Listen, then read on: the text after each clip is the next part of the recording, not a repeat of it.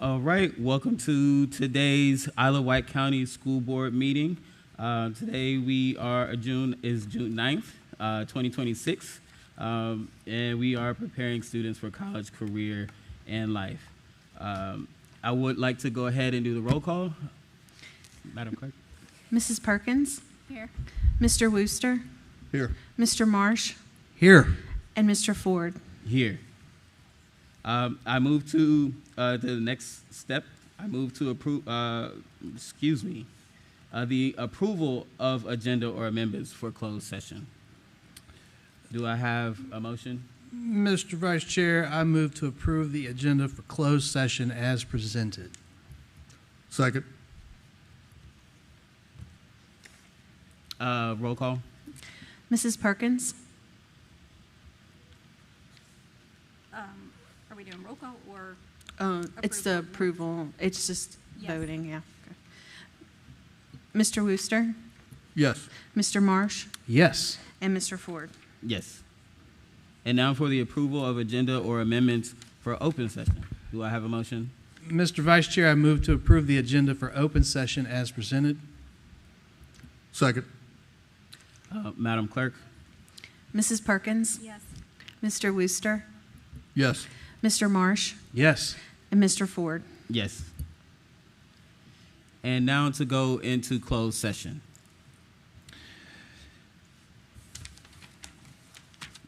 Mr. Vice Chair, I move to go into closed session to review the personnel report and addendum posted on board docs under personnel tab number 18.1 as authorized by Virginia Code 2.2-3711A1 for purposes of discussion and consideration of prospective candidates of Isle of Wight Public Schools for employment, contract changes, transfers, salary adjustments, supplemental contracts, deletions, supplemental pay, resignations of the Isle of Wight County Public School employees, and I move to go into closed session to discuss and consider the assignment, appointment, performance, and salaries of central office employees as authorized by Virginia Code 2.2-3711A1, and I move to go into closed session to discuss or consider religious exemption for one student as authorized by Virginia Code 2.2-3711A2 that would involve the disclosure of information contained in a scholastic record concerning a student,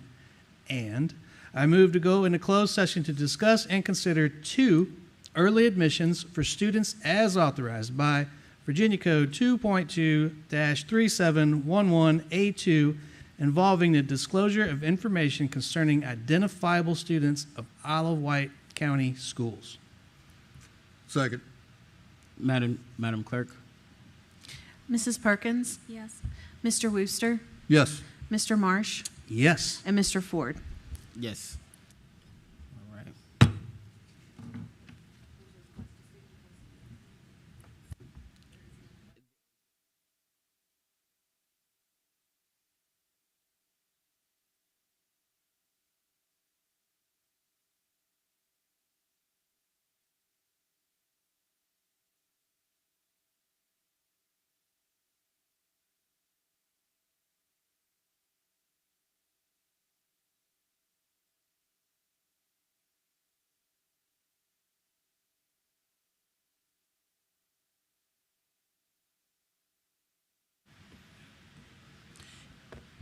Is there any request to speak in closed session? No, sir. Thank you.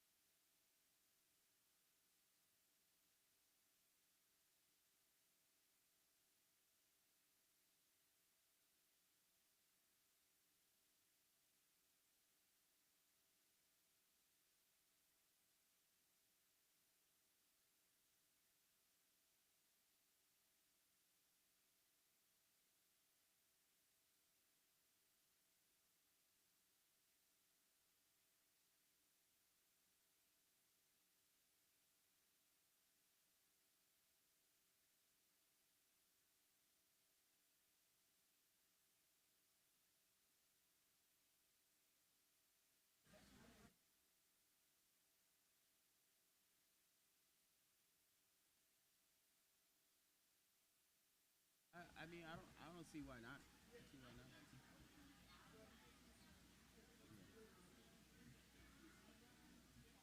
Yeah, I was.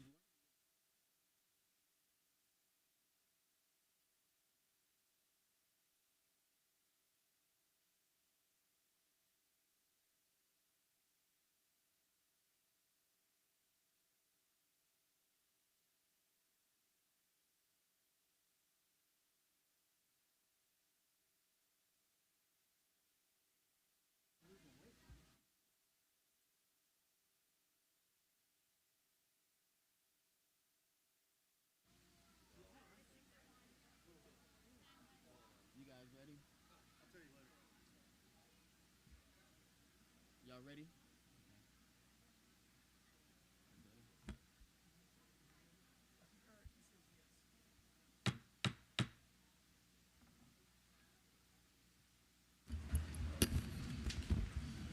And now we are reconvening back into the open session, and we'll start with the certification of resolution of compliance. Mr. Vice Chair, I move that the closed meeting was conducted in conformity with the provisions of the Virginia Freedom of Information Act, as required by Section 2.2-3712D of the Code of Virginia, and certify that only public business matters lawfully exempted from open meeting requirements were discussed, and only such public business matters as were identified in the motion by which the closed meeting was convened were heard, discussed, or considered. Do we have a motion? I mean, a second? Second. Is there any discussion? Madam Clerk? Mrs. Perkins? Yes. Mr. Wooster? Yes. Mr. Marsh? Yes. And Mr. Ford? Yes. And now for the moment of silence and Pledge of Allegiance. Would everyone please rise for a moment of silence?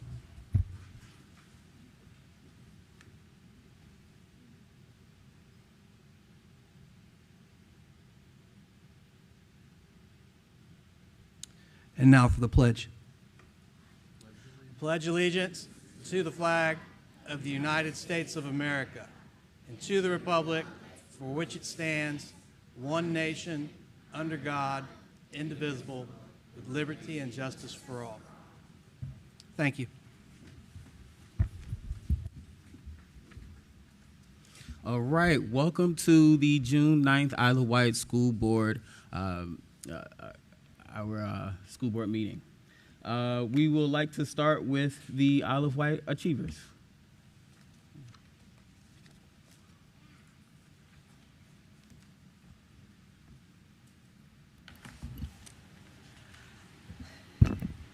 Good evening.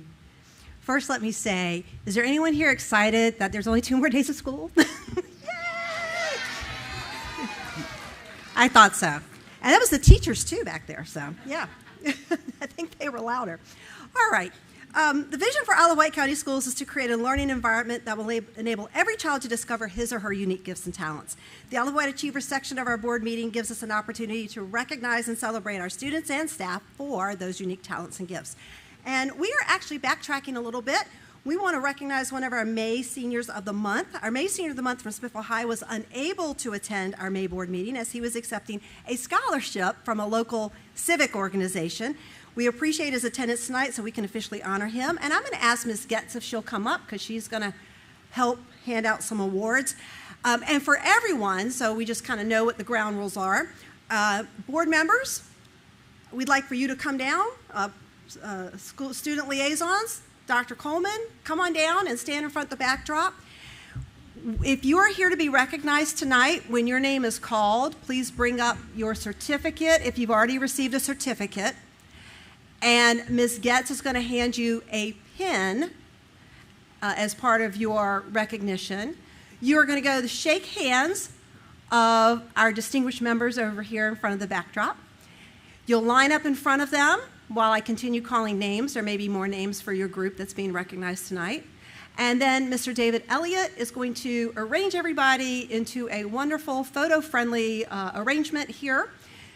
If there are family and friends here tonight, that is the perfect time as well for you to come forward and get a photo of your student. So as I said, we're going to start with our May Student of the Month from Smithville High, and that is Ethan Caggiano. Yay.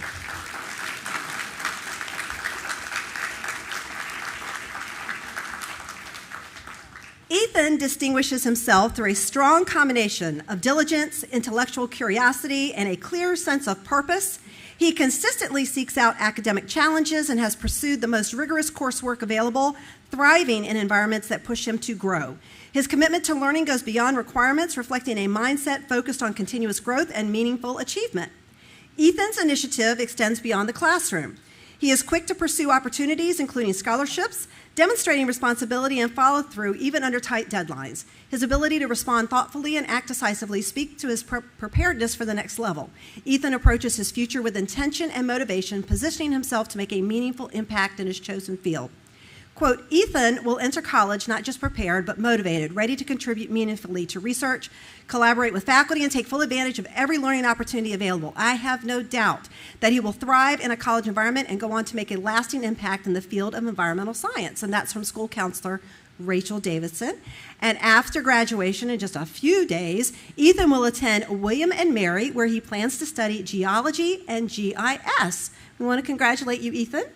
Very good.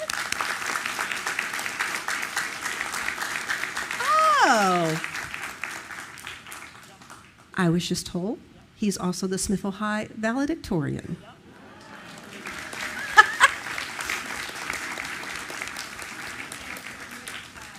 And he came from West Side, Miss Jackson says.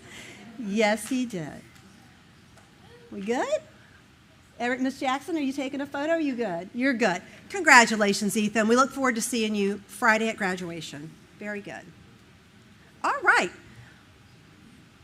Our next set of honorees are some students who had an outstanding performance at Great Computer Challenge. Our elementary students from across Isle of Wight County Schools recently showcased their technology skills at the junior division of the Great Computer Challenge, sponsored by WHRO, the Consortium for Interactive Instruction, and Old Dominion University. This long-running competition provides students in kindergarten through 12th grade the opportunity to demonstrate their knowledge of computer applications, coding, design, and problem solving.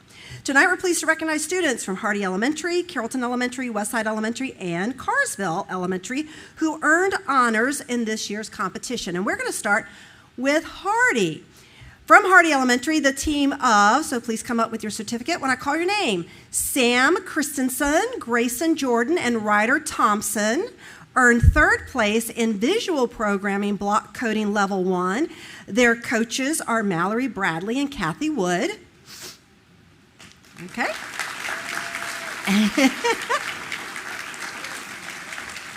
And we're going to keep them up here while we do the rest of the Hardy honorees. Also from Hardy, Michelle Neblett, Elena Smith, and Harper Wise received an honorable mention in visual programming block coding level 2.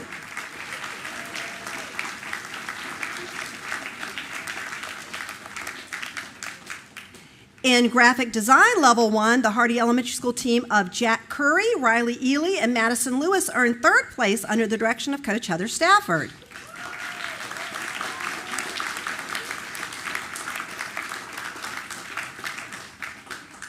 Hardy Elementary also earned second place in desktop publishing level 1. Team members are Ava Gorgone, Prince Washington, and Landon Watson, and they were coached by Angela Thompson and Alicia Reeves.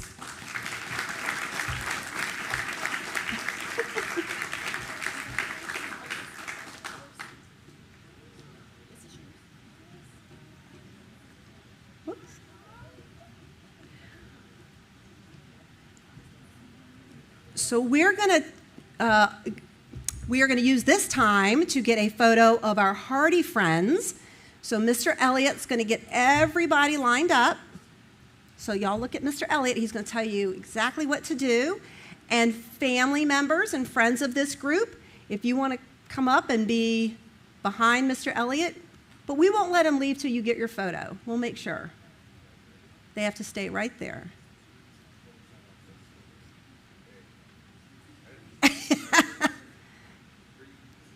Oh, put it down just a little bit. There we go. We want to see your smile. Oh, that's wonderful. Don't move yet. All right, family, come on up. We're going to keep them here if you want to get closer. I know you do. Come on. Don't be bashful. Come on. This is a Christmas card. Yeah. Get those photos, all right? You can still keep coming up. Anybody that's standing back there, there we go. See, thank you. Thank you. We're not going to let them move yet.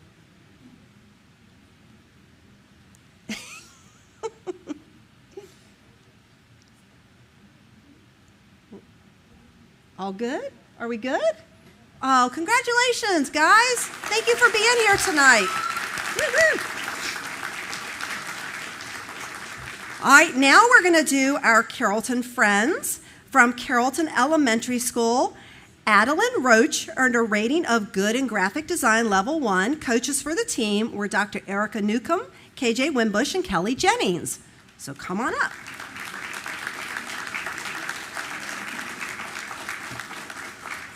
In addition, student Sam Neuter earned an excellent rating in Visual Programming Block Coding Level 1. Come on up, Sam, if you're here. Samuel Cooter. Correction, Samuel Cooter.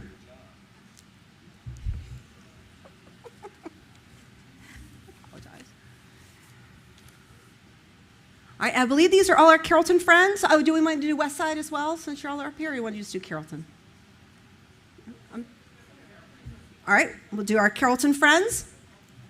And next will be West Side.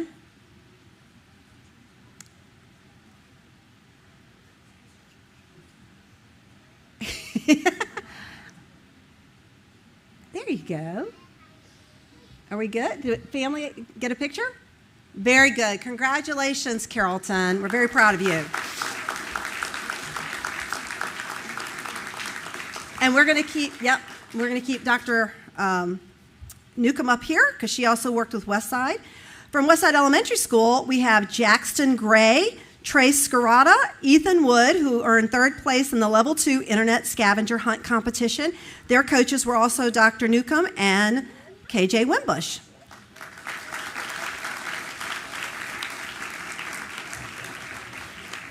And these are our Westside friends being recognized, so we can do a group photo of Westside.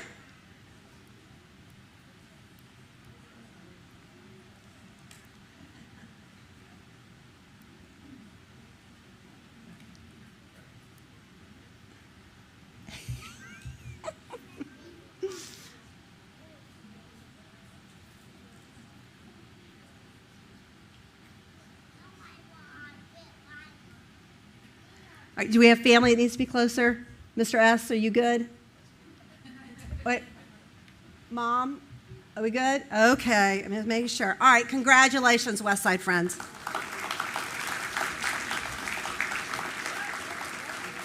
Finally, from Carsville Elementary School, Carly Lewis and Amelia Mock were recognized in Level 2 Graphic Design. Their coaches are Dina Hubble and Lynn Taplin.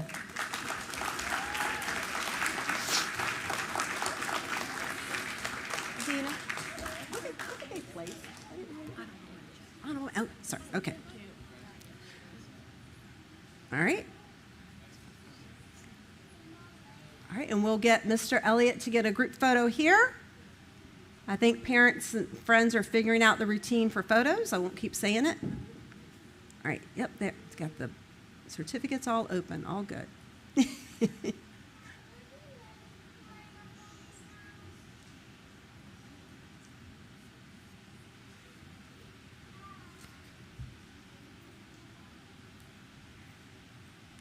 Are we good? Carsville? All right.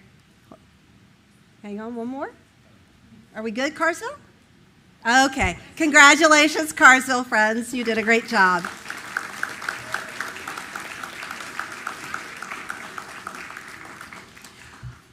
Next, we want to recognize some Smithville High School students who earned top honors at the 2026 Virginia Digital Maritime Center Digital Ship Challenge, bringing home first place awards in two of the competition's three divisions. Team USS PAC, consisting of Paige Rainey and Robert Jackson, won first place in the design division. Do we have them here with us? Nope. Okay, all good. And Team Goats, consisting of Addison Griskowiak and Andon Knight, won first place in the systems division. Team Abyssonauts, did I say that right? Abyssonauts. Sophie Shipman, Kyle Parker, and Trinity McCool placed 5th in the technology division, and Logan Parsons placed 9th in the design division. The annual regional competition was held Saturday, April 25th in Suffolk and brought together more than 120 high school students from across Hampton Roads. The achievement marked the culmination of a school-year-long engineering project in which students designed, built, and tested, refined, and presented solutions to real-world maritime challenges. The challenge is organized by Old Dominion University's Virginia Digital Maritime Center, connecting students with maritime industry mentors, university-linked STEM programming, and career pathways in shipbuilding, engineering, maritime systems, and emerging technology. And we are going to keep them up here and roll right into the next category as well, because it's KidWin, and we have the same sponsors and teachers for this. Students from Smithville High and Smithville Middle School recently competed in the Virginia KidWin State Competition, a hands-on engineering challenge that engages students in science, technology, engineering, and math through the design and testing of wind turbines and solar energy projects. From Smithville High School, the Windstorm team earned 2nd place at the state competition and qualified to compete at the World KidWin competition. Team members include Camden Lawrence, Brody Sering, Brennan Thompson, Jack Rowe, and Colin Hicks. Also representing Smithville High School in the turbine division was the boy band team, which earned 3rd place at the regional competition and 4th at the state. Team members include Ethan Wiles, Christopher Sumter, Antonio Lance, Jacob Tabinga, and Liam Ingwerson. In the solar division, the ACX team earned 2nd place at regionals and 3rd place at the state competition. Team members include Aiden Parker and Xavier Walker. The Stargazers team earned 3rd place at regionals and 4th at the states. Team members include Marcus Thomas, Kyle Parker, Brian Williams, Trinity McCool, and Quincy Arnold. And I'm going to keep on going. We're going to add Smithville Middle to this group too. From Smithville Middle, the Draft Designers team captured 1st place in the wind division at the state competition. Team members include Raylan Hatfield, Logan Lipford, Balin Rogers, Matthew Sun, and Dean Wiseman. Also competing at the state level were members of the Electric Current team, including Daniel Porter and Silas Scarata. The Turbinators team represented Smithville Middle School with team members Matthew Anderson, Noah Bozeman, Carter Hickerson, Nathan Nelson, and James Seamers.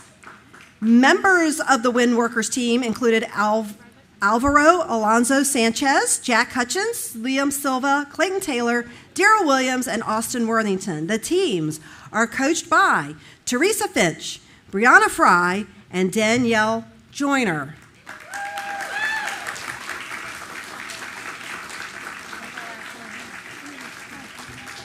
All right.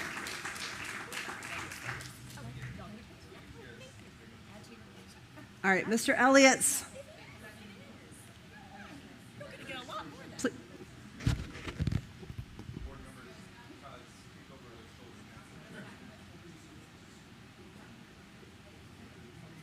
We need some risers back there. Sorry. Was I on a hot mic there? Just a minute. Sorry. Okay. You sent me those. I think I might have a kindergarten, but I didn't see it. I don't know who she is. I think this one might be her. So you may have to give that to her. But I'll keep these here.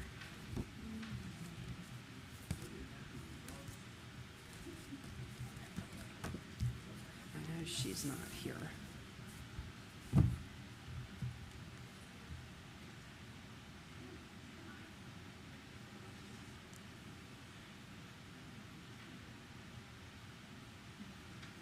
Wait, are we sure? Oh, one more. Wait, are you going to get one more, Mr. Elliott? He's trying. Congratulations, guys. We're very proud of you. Nicely done.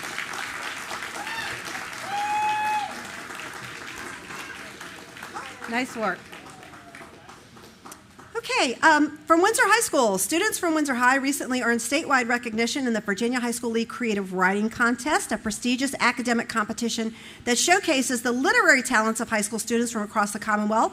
Schools compete by submitting a portfolio of student writing that's evaluated by judges from the University of Virginia's Creative Writing Program.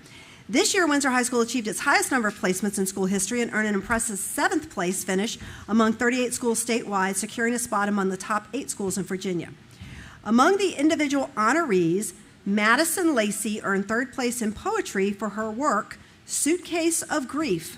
Her submission also received a superior rating from the judges. And I'm not sure, is Madison with us tonight? Okay. Austin Darden received an honorable mention in creative personal narrative for his piece, Peter Pan Ain't Got Nothing on Me. His work also earned a superior rating, and additional members of the Windsor High School creative writing team include Caleb Sibilia, Harley Rittenhouse, Joseph Holloman, and Maddie Plews.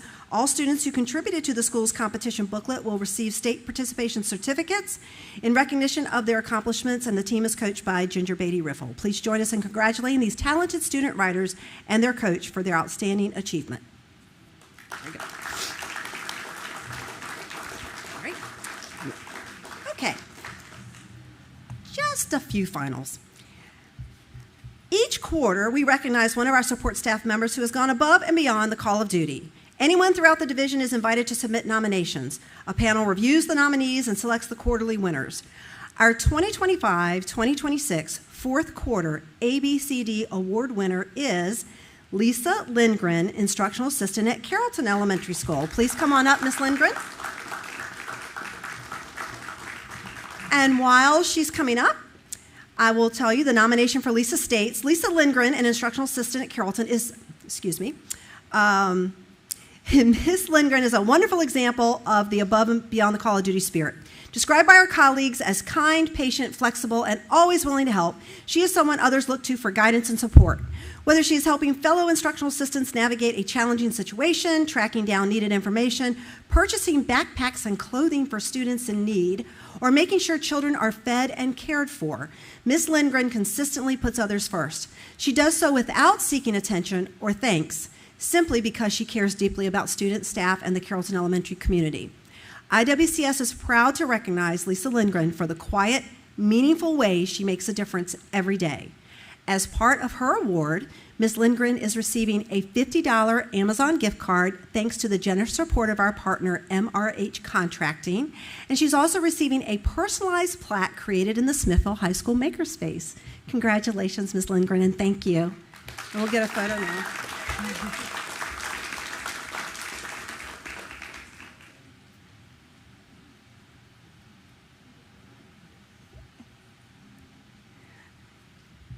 Okay, yep, we have a proud colleague. Are we good? Congratulations, Ms. Lindgren. We're very appreciative for all you do. Our next honoree is standing up there. Tonight our next honoree is sitting behind me. Our next one is, after that we have someone that's up there. But tonight we're pleased to introduce our newest student liaison to the Isle of Wight County School Board, Hannah Hamrick of Smithville High School. And Hannah, if you'll come on up, Ms. Getz has a pin for you.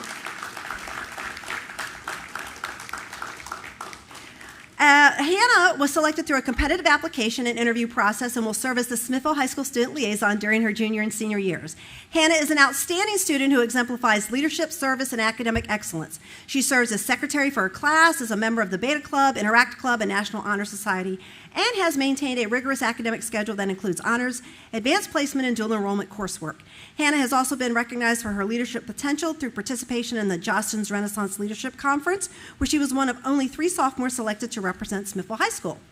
In addition to her academic and leadership accomplishments, Hannah is actively involved in serving others. She volunteers at Riverside Hospital as a junior ambassador, and this is the one across the bridge. So we're looking for connections to get her on this side of the water. Right, Hannah? Right. Okay, just putting that out there publicly. She works alongside healthcare professionals and volunteer coordinators and gives back to her community through numerous service opportunities. She also balances her school commitments with employment and participation in volleyball. We are excited to welcome Hannah to the school board and look forward to the perspective, insight, and student voice she will bring to our discussions over the next 2 years. Please join us in congratulating Hannah Hamrick on her selection as the new Smithville High School student liaison.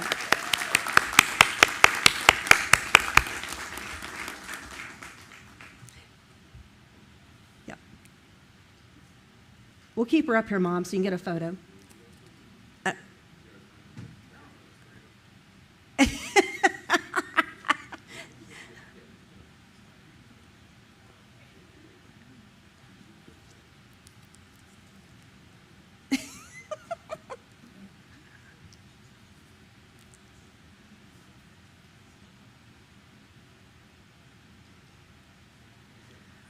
All right, everybody, Hannah, thank you, congratulations. We look forward to working with you for the next 2 years. Thank you. Everybody back in positions, please, please. Now we have a special presentation. As Hannah is coming in, we are saying farewell to our current liaison from Smithville High School, Cameron Hicks. And we want to recognize Cameron for her outstanding service to the school board as a student liaison. Ms. Getz is going to present you with something now. And Cameron, why don't we go ahead and have you stand in the center? Okay, very good. Let me read a few things about you, Cameron. For the past 2 years, Cameron has represented the student voice with maturity, preparation, and purpose. She came to meetings ready to engage, listened thoughtfully to the issues before the board, and provided input that reflected both her perspective and her commitment to Isle of Wight County Schools. We are grateful for the time, energy, and dedication she has given to this role, and we are proud to recognize her service this evening. One of the things that we are doing tonight is the board will be approving a resolution in your honor. So if you would allow me to read this out loud so then they won't have to do this. Resolution of Appreciation. Whereas Cameron Hicks has served with distinction as a student liaison member of the school board of Isle of Wight County during the 2024-2025 and 2025-2026 school years, and whereas Cameron has served with commendation as a student liaison to the Isle of Wight County School Board, and whereas Cameron has fulfilled the duties of a student liaison representative with dedication and eminence and brought honor to herself, her family, Smithfield High School, and the Isle of Wight County School Board. And whereas during Cameron's tenure, she studied the issues and came to each meeting prepared to provide input, and whereas Cameron has been an energetic and essential part of the Isle of Wight County School Board, and whereas Cameron's term as student liaison to the school board of Isle of Wight County ends June 9th, 2026, now therefore be it resolved that the Isle of Wight County School Board wishes to publicly thank Cameron for her service for the past 2 years. And be it further resolved that the Isle of Wight County School Board extends its best wishes as Cameron prepares for her future. And be it further resolved that a copy of this resolution be presented to Cameron and a copy be spread in the minutes of the Isle of Wight County School Board meeting of June 9th, 2026. Cameron, we are so very proud of you. You've done an incredible job, and we are going to miss you immensely, and we look forward to hearing all the great things you will be doing in college and beyond. You are destined to, you are a leader and will continue to be a leader. So thank you so much, and thank you to your family for sharing you with us many nights over the past 2 years. So we'll get a photo with Mr. Elliott doing that. Dr. Kramer's going to join in. Please do, Dr. Kramer. Ms. Whitlow, would you like to hop up there? We'll let Ms. Whitlow hop up too. Aw.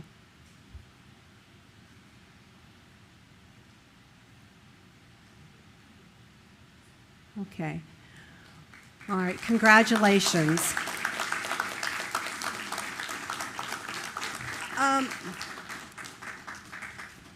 We have one additional recognition that we'd like to do tonight, and that recognition is for Dr. Kramer. So, thank you. Tonight we have the privilege of recognizing Dr. Theo Kramer for his service to Isle of Wight County Schools. Dr. Kramer joined Isle of Wight County Schools in 2022, bringing with him decades of experience in public education and a deep belief in the power of schools to strengthen a community. During his time as superintendent, he led with a clear focus on students, staff, and the partnerships that make meaningful progress possible. Under his leadership, Isle of Wight County Schools has seen important investments that will benefit students for years to come. Across the division, we have celebrated facility improvements, expanded opportunities, and strengthened partnerships with local government, businesses, civic organizations, foundations, and community supporters.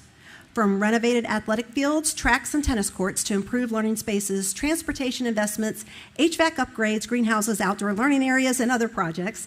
These accomplishments reflect more than buildings or equipment.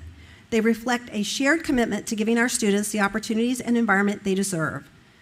One of the hallmarks of Dr. Kramer's leadership has been his consistent recognition that this work is never done alone.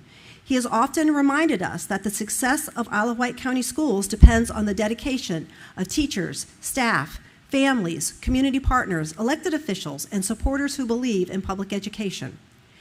That spirit of collaboration has been an important part of his time here and will remain part of his legacy.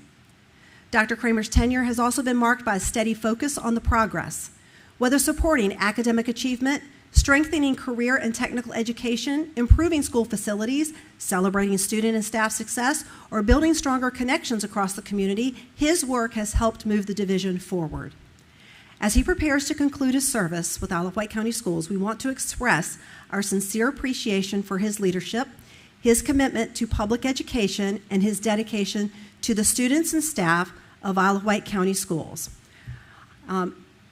At this time, we have a plaque for you, but I want to read it, so I can't give it to you yet, Dr. Coleman. Hold on. Thank you. I'm sorry. We have a plaque that was created in the Smithville High School Makerspace, and it says, "Presented to Dr. Theo Kramer, in grateful recognition of your dedicated leadership and service as Superintendent of Isle of Wight County Schools. Your vision, commitment to excellence, and unwavering support of students, staff, and families have made a lasting difference in our schools and community. With sincere appreciation, Isle of Wight County Schools 2022 to 2026. Dr. Coleman, if you would like to do the honors.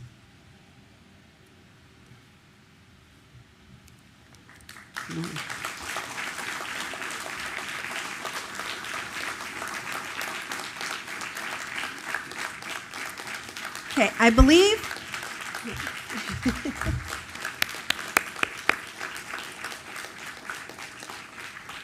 and I believe we may have something else, Mr. Marsh. I'm going to turn this part over to you. If everybody will just stay up there for a minute. Well, I got to talk. Oh, I don't have to, here. but I will because I like to talk. I do. Nope. Bear with me. All right. So.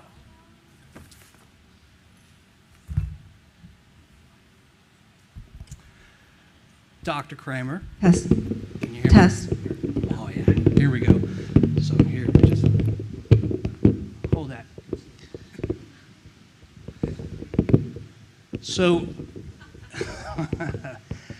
So Dr. Kramer, when I got here 3.5 years ago, going on 4 years ago, you had, what, 3 or 4 months in the seat before I did. Had no idea what I was doing. No clue what it meant to be a board member. I had my doubts about ongoings in the school division. I did, honestly. And I peppered you with questions relentlessly for your entire tenure. I don't think I ever let that up.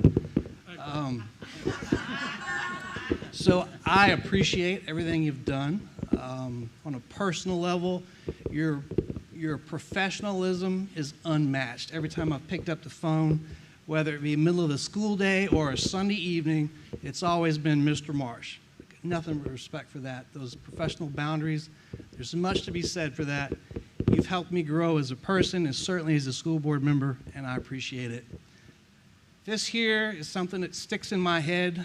I guess it was 2 years ago that we were rehabbing the new central office, and someone snapped a picture of Dr. Kramer smearing drywall mud. And that's when he told us he used to do construction work before he was an educator. So the plaque says, to Dr. Theo Kramer, Isle of Wight County Schools Superintendent from August 2022 to June 30, 2026, from building walls to building futures. We're grateful for your service.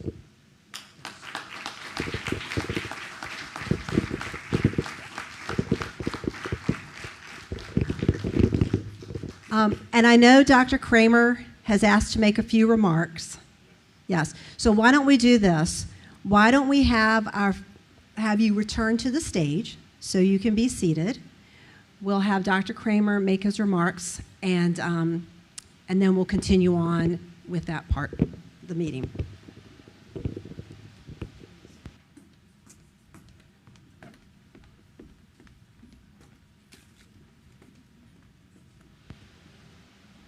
Test, test, test. Okay, you should be good. Wow, thank you, Ms. Briggs. Thank you, members of the board. Thank you, Chairman Ford, Superintendent Coleman, and Chairman Ford, thank you for providing me the opportunity in a few minutes to address this community one last time at my final school board meeting as superintendent. Mr. Marsh asked me not to cry. I can't make you any promises, sir. It is hard to believe that it was almost 4 years ago, as Ms. Briggs and I just discussed, back in August 2022, that I stood at this very spot to address this community for the first time. And I did not know anyone in this community at that time, and now I deem many of you to be friends. As I stand before you this evening, please know that my heart is filled with gratitude and thanks. I've been blessed to be in this wonderful community and to lead one of the premier school divisions in this region. I hope to take my last few minutes this evening simply to say thank you to the Isle of Wight community for accepting me and for embracing me. I've worked in many places, and I assure you that the people in this division and this community are some of the best people I've had the privilege of working with. And as I reflect, I cannot help but think how fleeting time is and how so many things changed. In fact, the board has completely changed. None of you were on the school board when I arrived in August 2022. And as you stated, Mr. Marsh, a few of you arrived a few months later. So the first group I wish to thank will be the original school board that voted for me, hired me, and supported me. Thank you, Chair of the school board back then in 2022, Dr. Denise Tynes. Thank you for your support and friendship, and I appreciate you always providing me with sage advice whether I ask for it or not. Vice Chairman Mr. Cunningham and board member Mrs. Renee Dial, thank you for your support and friendship. In a 4-0 vote, you all gave me the opportunity to be superintendent in this wonderful school division. Dr. Tynes, Mr. Cunningham, Mrs. Dial, and Mr. Vines, please know that I will be forever grateful to the four of you for your trust in me, your belief in me, and your unwavering support. And to those of you who are currently on the school board, I start with the person who was chairman for the majority of my time here in the county, and that is none other than, as I often refer to him, Chairman Emeritus Jason Marsh. During your 2-year tenure as chair of the school board, you were incredibly productive, to say the least. We would not have accomplished what we did without your leadership. Thank you for holding us accountable and for supporting us at the same time. This community and I owe you a debt of gratitude, sir, for your leadership and for not being afraid to take bold action on behalf of students and staff in this community. And to the current chair, Mr. Ford, you're already doing an outstanding job, sir. Continue the great work, continue providing this school division and community with the leadership it deserves. To Mr. Collick, Mr. Wooster, and Mrs. Perkins, thank you all for your service on this school board as well. And to our student liaisons, Cameron and Cole, you are two extraordinarily talented young people. You both embody the talent we have in our student body. Beyond your time here on the school board, I really got to know you both while serving on the Superintendent's Advisory Council. I have no doubt that you will both go on and do great things in life. And Cole, you have one more year. Continue to advocate for your fellow students. I applaud your courage and your leadership. Superintendent Dr. Coleman, as you succeed me as superintendent, you have everything it takes and everything you need to do an outstanding job as superintendent. And remember, as you lead our students and staff, make certain to first take good care of our students and staff. Best wishes to you, and you know you can always call me at any time. I will always make myself available for you and for Isle of Wight County. To our school-based personnel and our central office personnel, I'm so proud of the work that has been done over the past 4 years. We encountered many challenges, but I'm proud to say that we faced them head on and we converted many of those challenges into accomplishments. Isle of Wight County citizens and board members, please know that we are fortunate to have top-tier talent in our schools and in our central office. That is why you have outstanding academic results. As a result, I implore you to take great care of these great people. Our school division accomplishments and successes are due to their talent and dedication. As I depart my role as superintendent in this school division and this community, please know that I will forever consider this community to be a part of me and of my journey. I've made lifelong friendships, and I've made so many great memories during my time here. I certainly hope that I have been able to make a difference, a small difference, during my time, because so many of you have made a major difference in my life.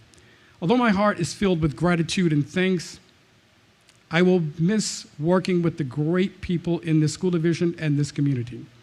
Many of you have become, again, like my family. I hope that we've left things a little better than when we found them. This is certainly no slight on anyone. I'm confident that Dr. Coleman and his talented leadership team will continue to make great improvements and will take Isle of Wight County to the next level. I have so many great memories of this beautiful county, and the geographical beauty is only exceeded by the beauty of the people. So I refuse to say goodbye, in part because I hope to still have a presence in this community as a member of charitable boards and maybe even contributing to some nonprofit foundation work here in the region. I can truly say that being the superintendent in Isle of Wight County has been the greatest honor of my professional career. So instead of saying goodbye, I leave you with the French term à la prochaine, which translates in English to see you next time. So until then, Isle of Wight, thank you, best wishes, and Godspeed in all your future endeavors.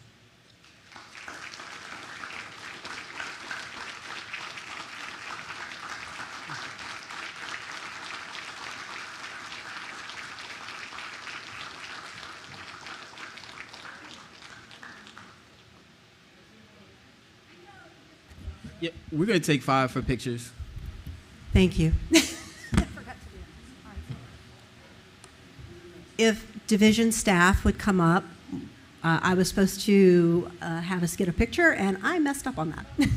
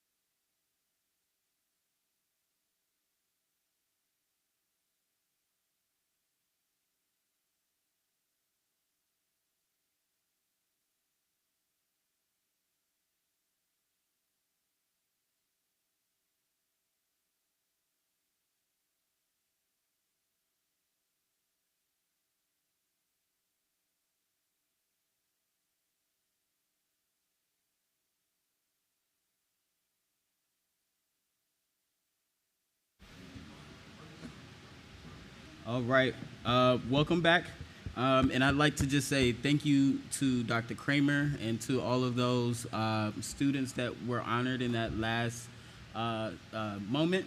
And now to officially recognize Cameron, we'd like to move to the recognition of the school board liaison from Smithfield High. So with that being said, yep, we have to vote. Yep. With that being said, do we have a motion?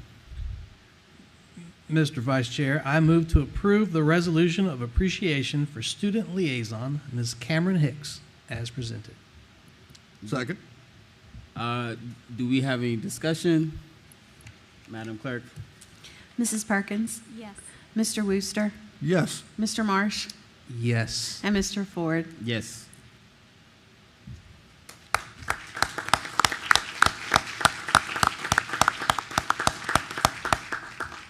We're going to miss you, Dr. Kramer. I'm just saying that for the record. All right, now the Section 2 request to speak. In accordance to policy BDDH-E, presentation of information on any subject will be concluded at the discretion of the board. No person will be recognized to speak more than once. Citizens scheduled on the agenda to speak will be permitted 4 minutes maximum time for their presentation. Delegations will be requested to limit their speakers to 2. Persons speaking are asked to be specific, state the issues for the board's consideration, and attach a copy of your prepared remarks. If you have prepared remarks, they should be given to the board clerk. Please do not approach the board members. Any matter relating to specific students will be heard by the school board only in a closed meeting. And first we have Natalie Roberts.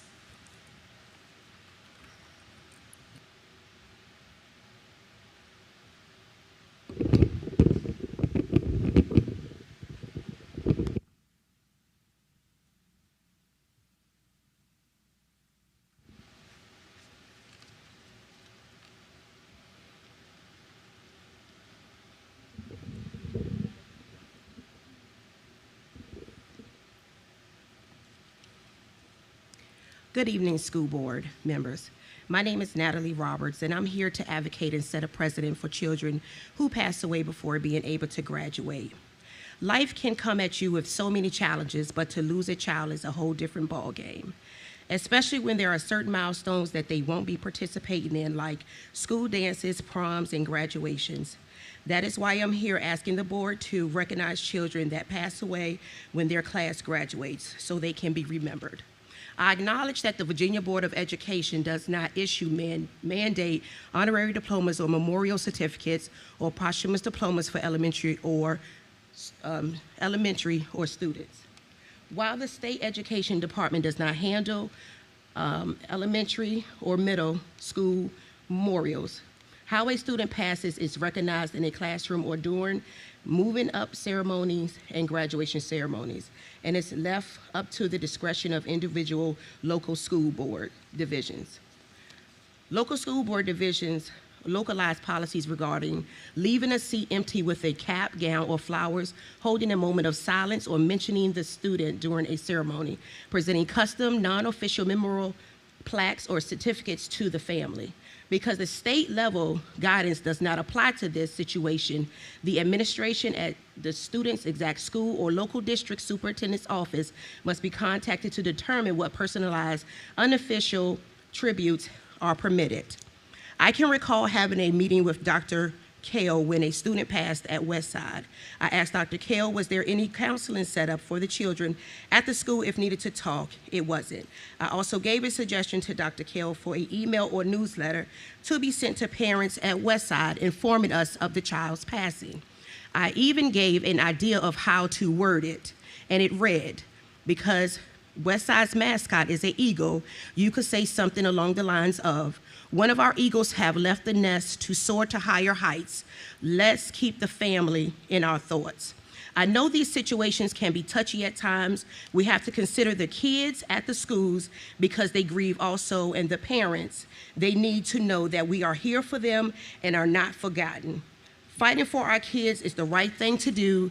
Just by happenstance, two of my children I'm here for are graduating with two of my oldest sons.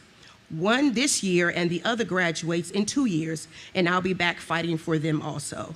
So I'm asking the board to consider taking time out at graduations for a moment of silence to remember the children that didn't finish or walk with their class, and a time that parents, with they could call or they could take part in with their child. And that can be presented by the class president, superintendent, or valedictorian, which I just spoke to him, and he remembered who I was talking about, and he was really excited that he would be able to do that if he could. The late Alvin Wilson taught us to fight for our community, and since we are considered the small town with a big heart, let us show how much we care with this act of the board. Dr. Kramer, thank you for your 4 years of service to our school board. Enjoy your retirement. Also, Dr. Coleman, welcome. Also, I would like to thank the community. Some have come out to help support with this effort. Also, I give a big shout out to Shy Ingrid Durham and family, which is also present, and also Todd Birch and his family for coming out. I know it's not easy, but you have our support, and we are here for you. Thank you.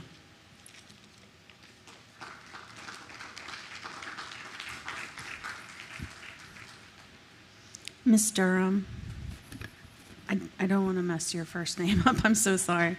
It's okay. Most people just call me Shy. I'm a little midget, so. It's okay. I sing for a living. All right. Good evening, Chairman, Vice Chairman, Superintendent, and members of Isle of Wight County School Board. My name is Shy Ingrid Durham, and tonight I stand before you as a mother carrying both profound grief and unwavering love for her daughter, Shamaria Nicole Durham. I am here to respectfully request that the board award my daughter a posthumous diploma as a member of the class of 2026. Shamaria attended Westside Elementary and was a proud student of Isle of Wight County Public Schools. She successfully completed 4th grade and was preparing to enter the 5th grade when her life was tragically cut short at the age of 9. Like every child in this district, Shamaria had dreams, aspirations, a future filled with excitement, and she was ready to embrace. She was a bright light with limitless potential. Today, the students of class of 2026 are celebrating a milestone that my daughter will never have the opportunity to reach. Had she lived, she would have been among them. She would have been proudly walking across that stage as a proud Packer. She would have worn her cap and gown. She would have celebrated with friends, teachers, and family. Instead, my family is left imagining what should have been. I understand that the current district policy requires a student to be enrolled in the high school at the time of their passing in order to receive a posthumous diploma. Respectfully, I ask this board to consider the impact of that policy.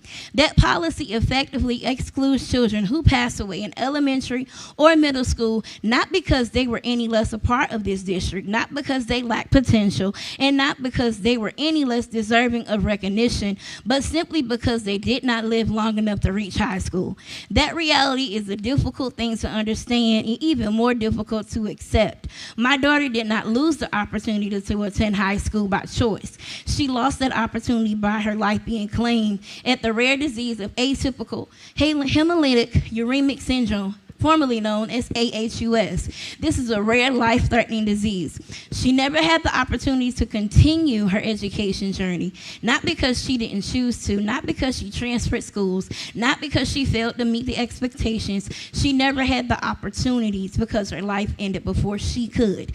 To deny recognition solely because she never reached a certain grade level means that every child whose lives are cut short at the earliest are denied the opportunity to be remembered in this meaningful way.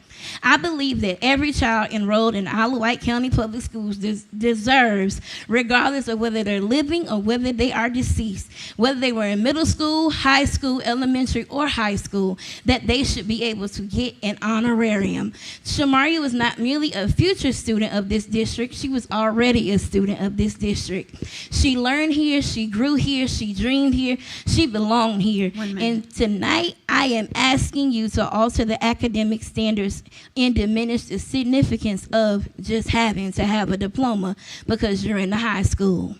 I asked, what would you do if she was your child? What would you do if this was your niece? What would you do if it was your nephew?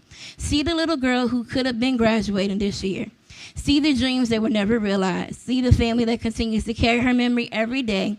Be the voice, be the change you want to see until the change becomes what you see. Please consider awarding Shamaria Nicole a posthumous diploma as a member of the class of 2026. Thank you for your time.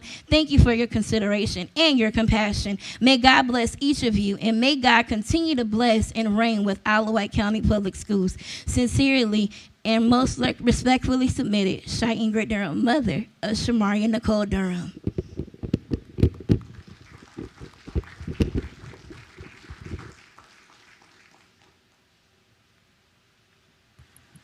Ms. Williams?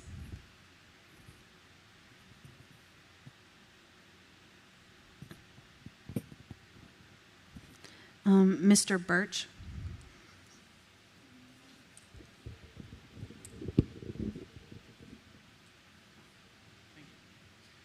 Good evening to the board and to everyone here. I want to thank you all for taking a moment. I won't take long. Hopefully I can make it through this. My son, Jackson, passed away in 2022 on Thanksgiving Day. And one of Dr. Kramer's first grave tasks was to attend his visitation. And one of the hardest things to deal with when something like that happens is watching his friends go on and knowing that your child wasn't able to have those same memories and have those experiences. So,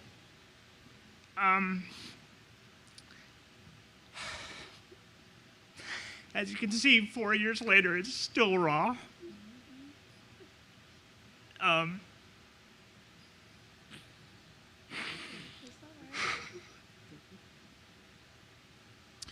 We heal for the rest of our lives. And I'll just request that, well, I should mention Jackson, who passed away, was here 7 years ago before this board, different people, receiving an award when he was at Carrollton Elementary. So he touched a lot of lives in the school district, and the school district touched his life. And still, almost 4 years later, his friends post messages to him. So, sorry.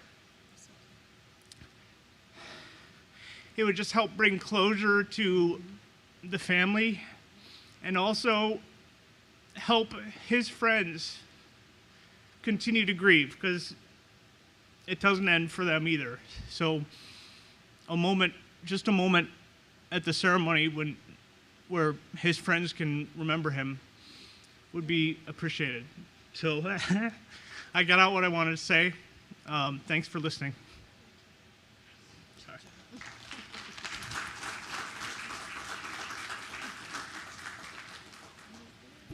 Lori Taylor?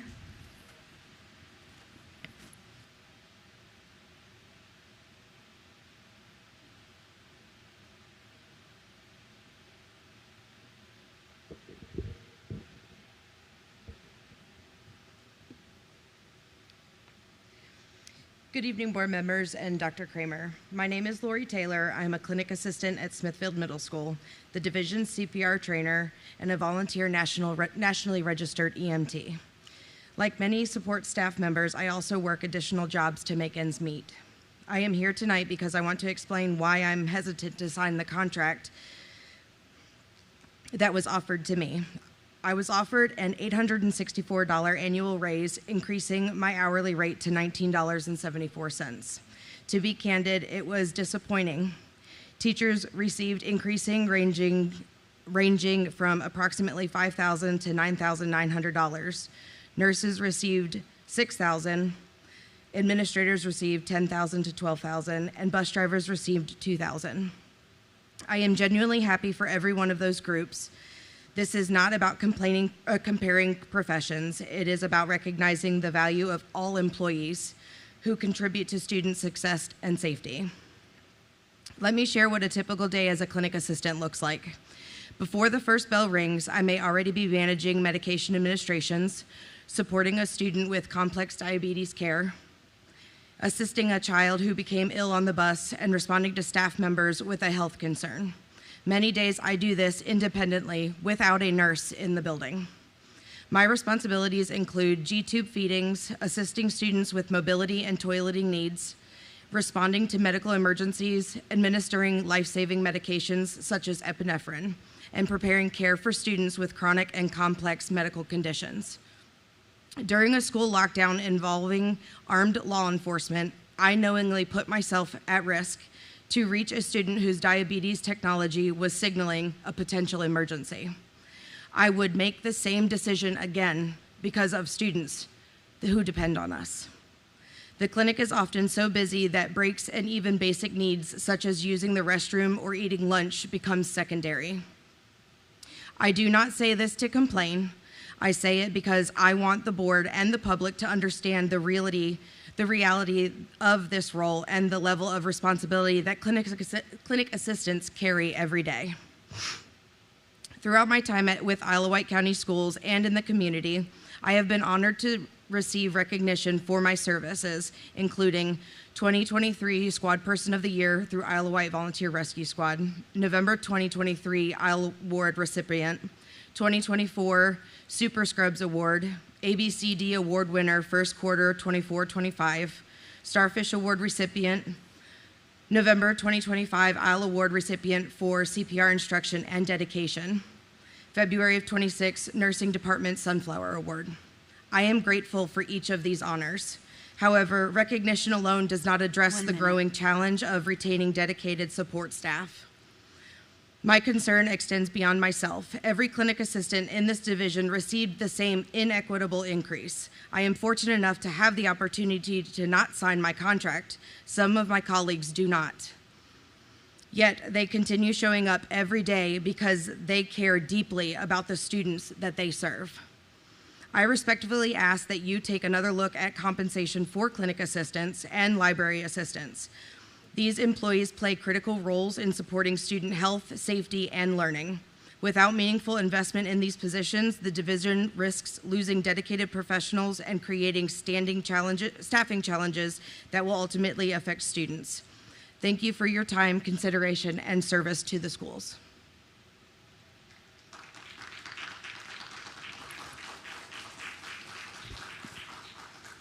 That was our last speaker. Thank you all for sharing that information and your concerns. For the next section, we have reports from the student liaison.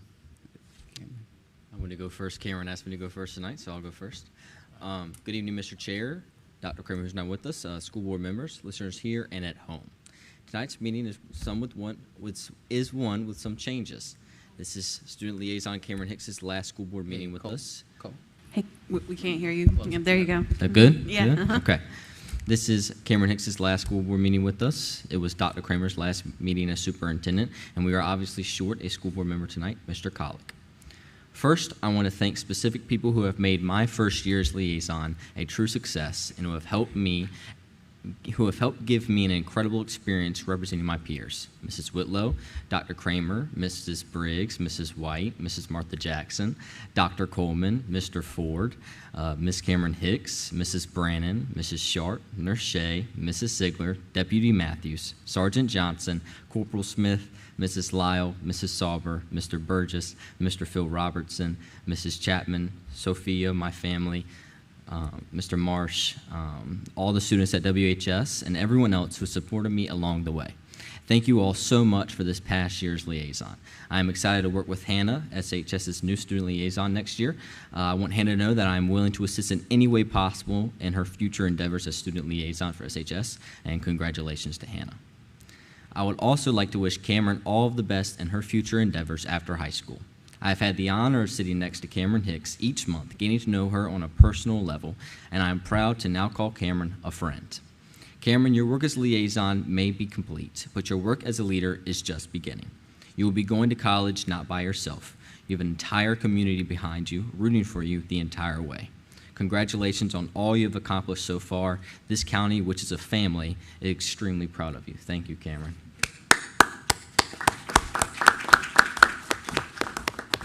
And Dr. Kramer, I don't know where to start. I've been dreading this month's meeting for the sole reason that he will be departing from Alawite at the end of the month. Thank you, Mr. Lieutenant Governor, for your outstanding 4 years of service to Alawite County. Your departure is a tremendous loss for our school division and the community as a whole. We are losing a visionary leader who stepped into a community in need and elevated it to its greatest potential. Dr. Kramer has been the ultimate model of a superintendent, steadfast in uniting and advocating for the needs of both students and staff. On behalf of Windsor High School, we want to express our deepest appreciation for Dr. Kramer. He consistently supported our educators, empowering them to teach effectively and prioritizing the entire county's success. His work directly resulted in high test scores and boosted school morale in ways the broader community may never fully understand. Furthermore, he successfully guided the division towards fiscal responsibility and left a profound social impact on the people he served. We at Windsor High School wish him nothing but the absolute best in his future endeavors. But on a more personal level, sir, thank you for all you have given me to prepare myself for the hopefully long life I will live in leadership.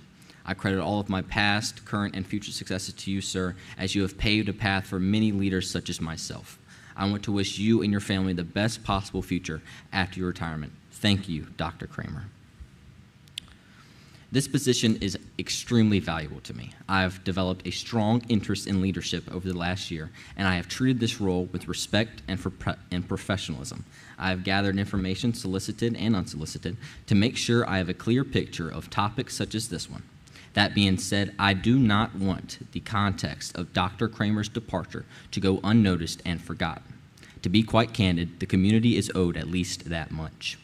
The media has revealed and shed light on information that many people, including my peers and I, have grown extremely concerned about.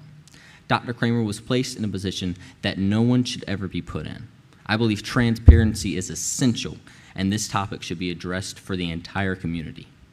To set a precedent, school boards are meant to ensure the best possible education and representation of a school division. It is not a hub for individuals to push personal political agendas or to allow people to go unchecked in their actions and words. I have needed to get this off my chest since the April meeting, and I'm only doing this to ensure a working relationship with you all while also being able to voice concerns of this level. The community is owed answers regarding the actions of members on this board and the way Dr. Kramer was nearly fired from his position. Tensions will not rest until the people are given what they are owed, and it is our duty to provide that. On behalf of all students at Windsor High School, I want to deeply thank Mr. Ford for his integrity and support in the April meeting, sir, and also extend our deepest apologies to Dr. Kramer. He has been a leader that, whether you like him or not, this county deeply needed. Thank you for everything you do for this county, sir. You will be missed more than you can fathom. Thank you all. That's all I have for tonight.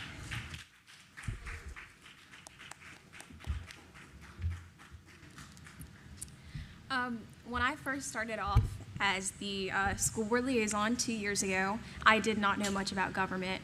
I'm ashamed to admit it, but if you'd asked me then, I probably couldn't have even told you the names of one of my current school board members, let alone my superintendent. I, like most high school students, was very uninvolved.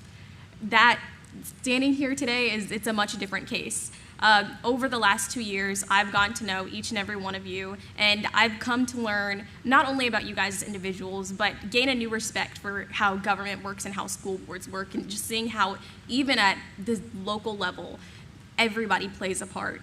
I mean, my board members up here, the ones that aren't with us today, the ones that have left, and every single one of you guys, I see in you how driven you are to create change. Specifically, Mr. Marsh, the way that you said that Dr. Kramer radiates professionalism, and that even when you're speaking to him outside of meetings, he is so poised and he carries himself so well. I see so much of that in you. And every interaction that I have with you, even though I am more quiet and I am more reserved, I see the way that you carry yourself. And in every single meeting, I see not someone who's in a rush to get out or who's just let's move by this and this and that. Every issue, no matter what it is, you listen to carefully and you make the decision that is best for the school, for the students, and for us overall as a community, because you really do care that much. And I can say the same for each of you, but I just wanted to point that out because I don't always have a lot to say to you, Mr. Marsh, but I do have a lot of respect for you as an individual, and I can be quiet at times, but I really do respect all that you've done on this board.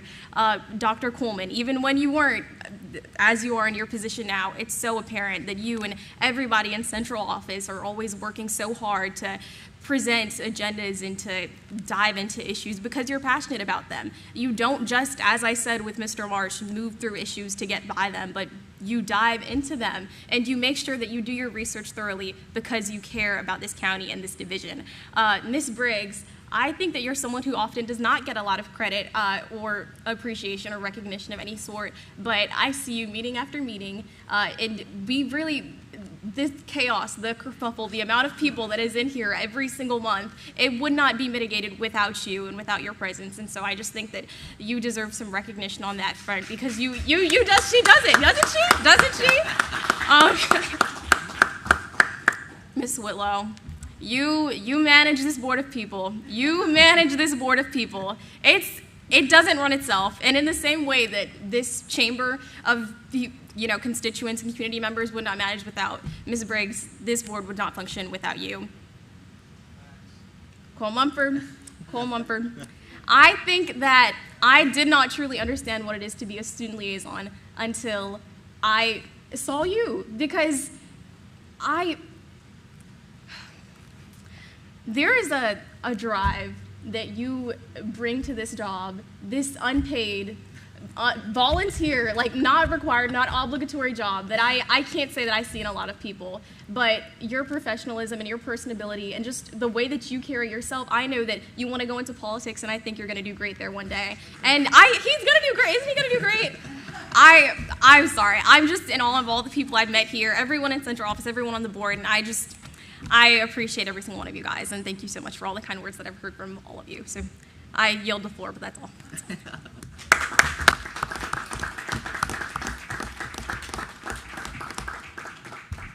All right, graduation might be Friday, but it feels like graduation right now.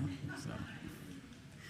All right, now on to presentations from the superintendent staff. Nope, skip one, bud. So reports from the student liaison. You didn't finish that? What's the next one? 15-1? Yeah. I'm sorry. Yeah, you're all good.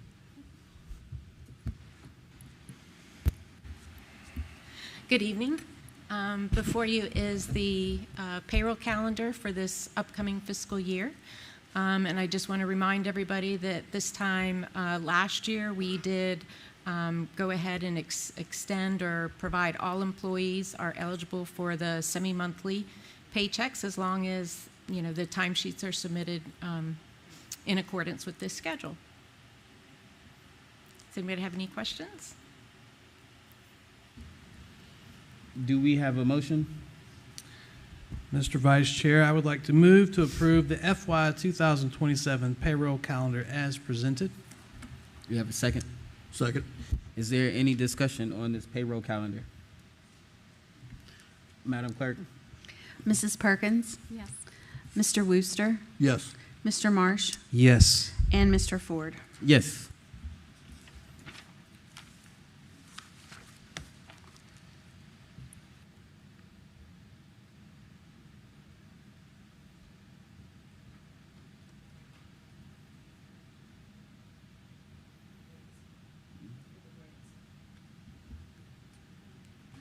The grants. Yeah. Good evening, Chair Ford, Dr. Coleman, board members. I'm Jennifer Carey. I'm the Federal Grants Coordinator, and I am here to present our Title I, II, and III, IV grants for your approval for this year. Just for the public knowledge, could you just speak to what these grants are and what they fund. These grants are awarded annually. They're federal funded.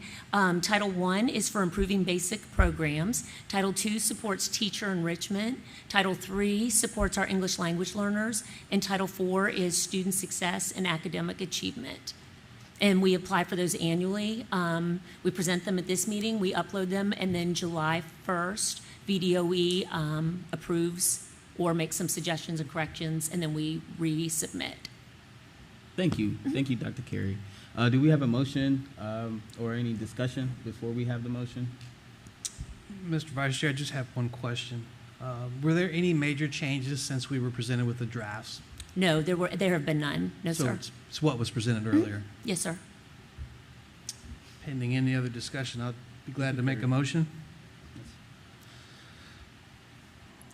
Mr. Vice Chair, I move to approve the Title I, Title II, Title III, and Title IV grants for the 2026-2027 school year as presented. Do we have a second? Second. Madam Clerk? Mrs. Perkins? Yes. Mr. Wooster? Yes. Mr. Marsh? Yes. And Mr. Ford? Yes. Thank you, Dr. Carey. All right, thank you. Am I saying it for the Title I or, okay, that was up. We have one more thing.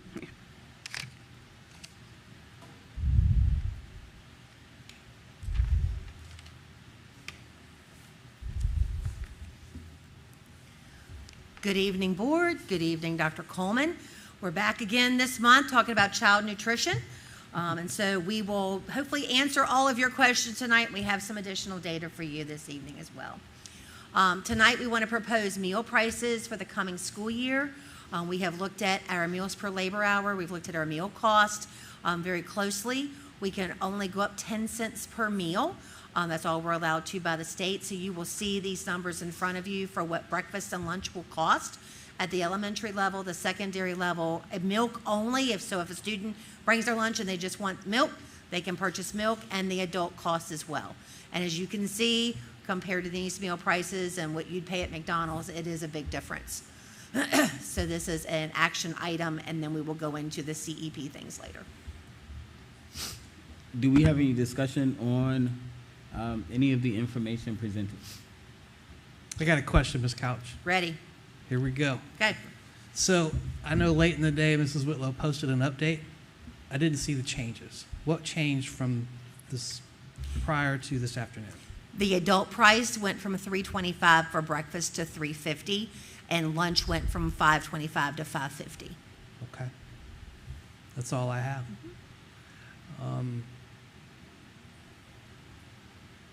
Are you going to roll into the CEP? It's up to you. I can roll, or you can approve, whichever you want to do. Let's wait to approve to make a motion on the student and adult meal price until after the CEP. We can do that. Absolutely. Absolutely. All right. So last month we came and explained information to you all about CEP. We're back again tonight. I have Ms. DeVary with me because she is the financial expert. She's the CFO. So she is the one who helps me understand numbers, and I appreciate her being here with us tonight. So we've gone back, we've dove deeper into our numbers, and we've talked to the state. And what we want to share is, at this time, we feel we need to keep the 5 current schools of Carsville Elementary, Hardy Elementary, Windsor Elementary, Georgie Tyler Middle School, and Windsor High School as CEP for this coming year. We want to look, diving deeper into our finances, our meal cost, what it's costing us for labor, for their salaries, and we want to dive in deeper and then come back to you next spring and discuss what our plans are for next year, for FY28. And I'm going to explain some more things to you. And then I see your... Yes, and included in the budget process. And I see your concern, Mr. Marsh. Hold on, give me 1 second. I think I can explain it. So we've had concerns. A lot of the debt, we've seen higher meal debt within our division. And actually, I do have a figure for you. Our total meal debt so far this year is $74,000. That's not on the slide. That's for the 4 schools. So we're working on that. and to see what we can do to take care of that unpaid meal charges. How can we contact the parents more? How can we get that meal debt down that we currently have? Some things we want to do to reduce meal debt moving forward and to make us so that we're not in the negative for our budget is to review our staffing levels, our meals per labor hour, to ensure efficient operations. So now currently we're looking at how many people do we really need at Windsor Elementary School in the cafeteria and the kitchen? How many do we really need based on the meals we're serving at Smithville High School? So we're looking at all of that and moving some people around for next year to accommodate our needs and where they are. We also tonight want to evaluate the meal prices for adults and also our a la carte items. How much we're selling a bottle of water for, how much we're selling that a sparkling ice for, how much we're selling a baked cookie for.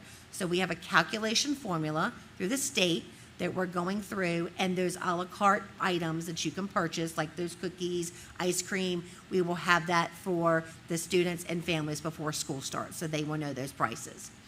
We're also going to increase bulk purchasing.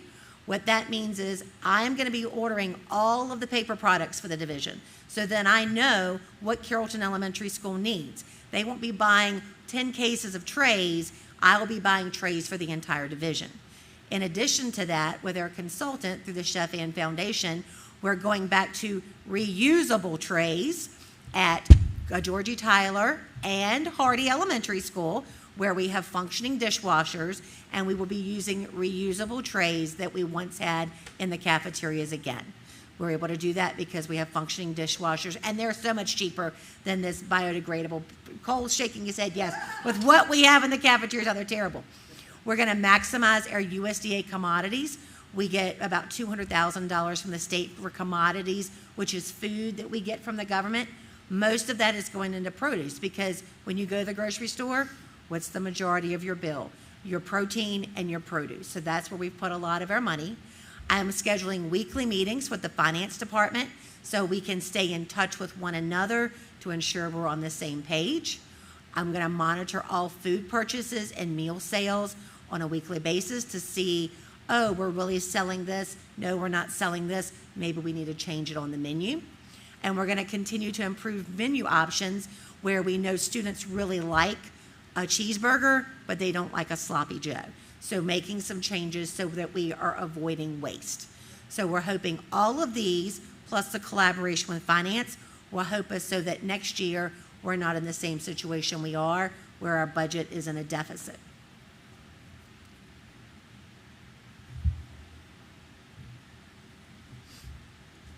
All right. I'd like to back up a little bit. Go for it. This is the first full year that you've ran this program? Yes, sir. I came in October of last year and really have rolled my sleeves up and gotten into it this year. Yes, sir. All right. It's rough, right? We learned a lot? It's rough. I've learned a lot, but I love it. I love the challenge. Why the big change of heart from last month to this month? We've really been able to dive into the finances. We've talked to people around the state. And I will share, Mr. Marsh, in having a conversation with the Department of Ed, school divisions around the state are wrestling with this. Less and less families are receiving SNAP benefits, so they don't qualify and make those numbers. Our numbers for CEP are going down because we're having less students that qualify for the SNAP benefits. It's happening around the state. So in talking to VDOE, Isle of Wight County is not the only one worried and looking at our numbers. The entire Commonwealth is worried and looking at it. So we feel if we can make these adjustments, and I have the guru with finances right beside me, shoulder to shoulder, I'm hoping we can really trim cost and see what we can do to come down and hopefully come back to you and have a change and be able to, say we're able to keep it that way, or we may need to, lessen some of them, or it maybe I come in March and go, I'm going to need a check. And Mr. Marsh, if I may, just to back up what Ms. Couch is saying, change of heart was a different terminology than I would use for this. The information that was presented last month gave a picture shot of exactly what was going on at the time.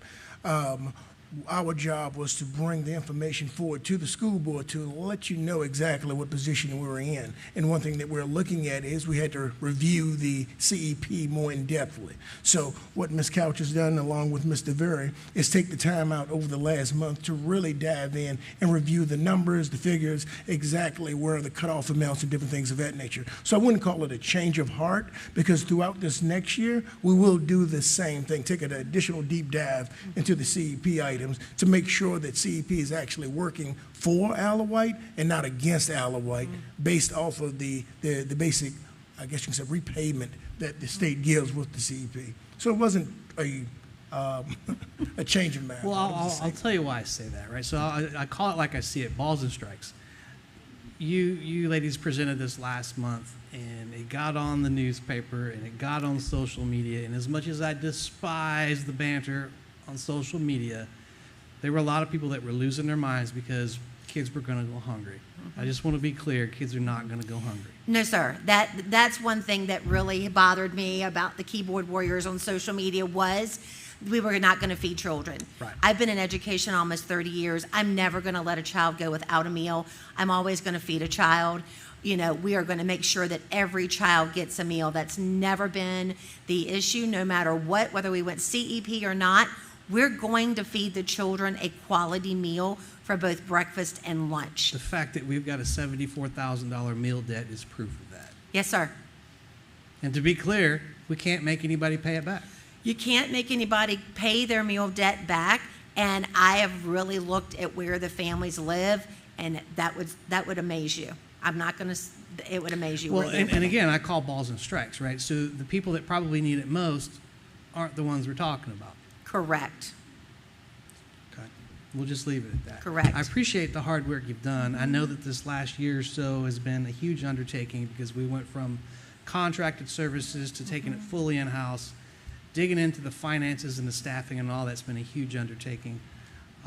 And I appreciate not the change of heart, but the reassessment to continue to dig into the numbers. And I would ask that you please keep us posted as time marches on. And if it looks like we're going to be short, let us know early and often.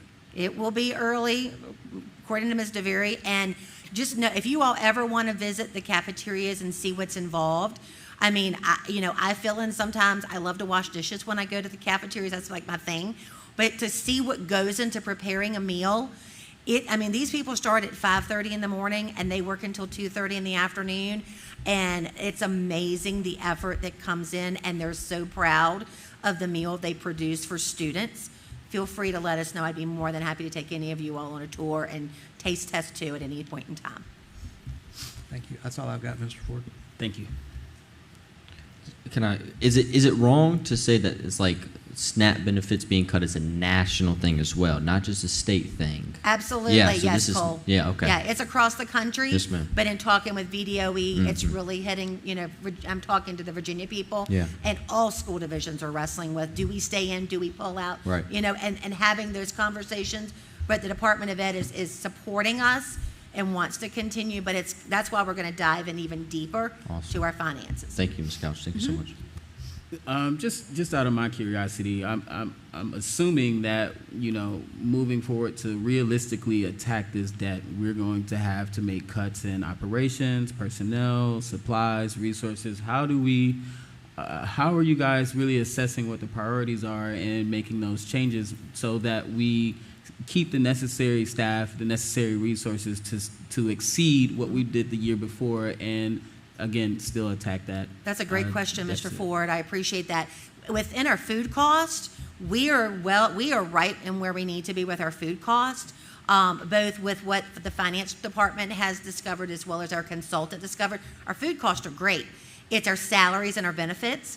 And so as we're ending the year and we have people who aren't returning, we're absorbing some of those positions and looking at, like I said, what schools are selling the most or providing the most meals, and moving some staff around to accommodate those meals. And it's tough because, I've always been at this school for this many years, and now you're making me move. I have to make you move to keep you a job because I need you here versus there. So that's tough decisions to make, And we're looking at that and moving, if you saw, there's a chart in my office, probably reminds you something, Mr. Marsh, of your days in the military, of, moving people around and stuff on a chart, but it's what we're having to do to best meet the needs of what we need, because I don't want to skimp on quality of food for students. Right. Thank you. Absolutely. Thank you both for, go ahead, Mrs. Gray. I'd just like to speak about the debt. So the debt continues as a child goes through school. The debt stays there, and it doesn't become bad debt until it's no longer possible to collect it, which is when the child or student graduates and moves on. And so each year, we have to write off that bad debt, and it has to be written off with the operating funds. This year, it was about $6,000. So it's not that bad. And so even though this is a high number, we've been there before, but it doesn't become bad debt until the student actually graduates. Thank you for that information, and I really wanted to know, what does $74,000 in a deficit actually mean, but that's a great explanation. Thank you. And if you take a child, let's say at Carrollton, they start at kindergarten. If they go all through kindergarten until they graduate from Smithville High School, and that debt accumulates, that's going to be a lot of debt. Mm-hmm. We have students now who were at Westside, Smithville High School, Smithville Middle, with a $1,000 bill right now for each child. So it doesn't go away. And like Ms. DeVere said, we can't write it off until they withdraw or they graduate. Gotcha. So we've got some students who are racking up some high debt. Okay. And we're calling and sending letters and sending emails constantly. Well, I'm sorry. One other thing is that there's a change with the annual school report that I do every year. We are now going to have to report our student meal debt. So I think the state is wanting to look at those numbers as well, since we have limited options. So I think that's a positive development. Yeah, that's good. Any additional discussion on this topic? Could we have a motion? Mr. Vice Chair, I move to approve the student and adult meal price increase for breakfast and lunch as presented. Second. Madam Clerk? Mrs. Perkins? Yes. Mr. Wooster? Yes. Mr. Marsh? Yes. And Mr. Ford? Yes. All right, now for the Title I Parent Family Engagement Report.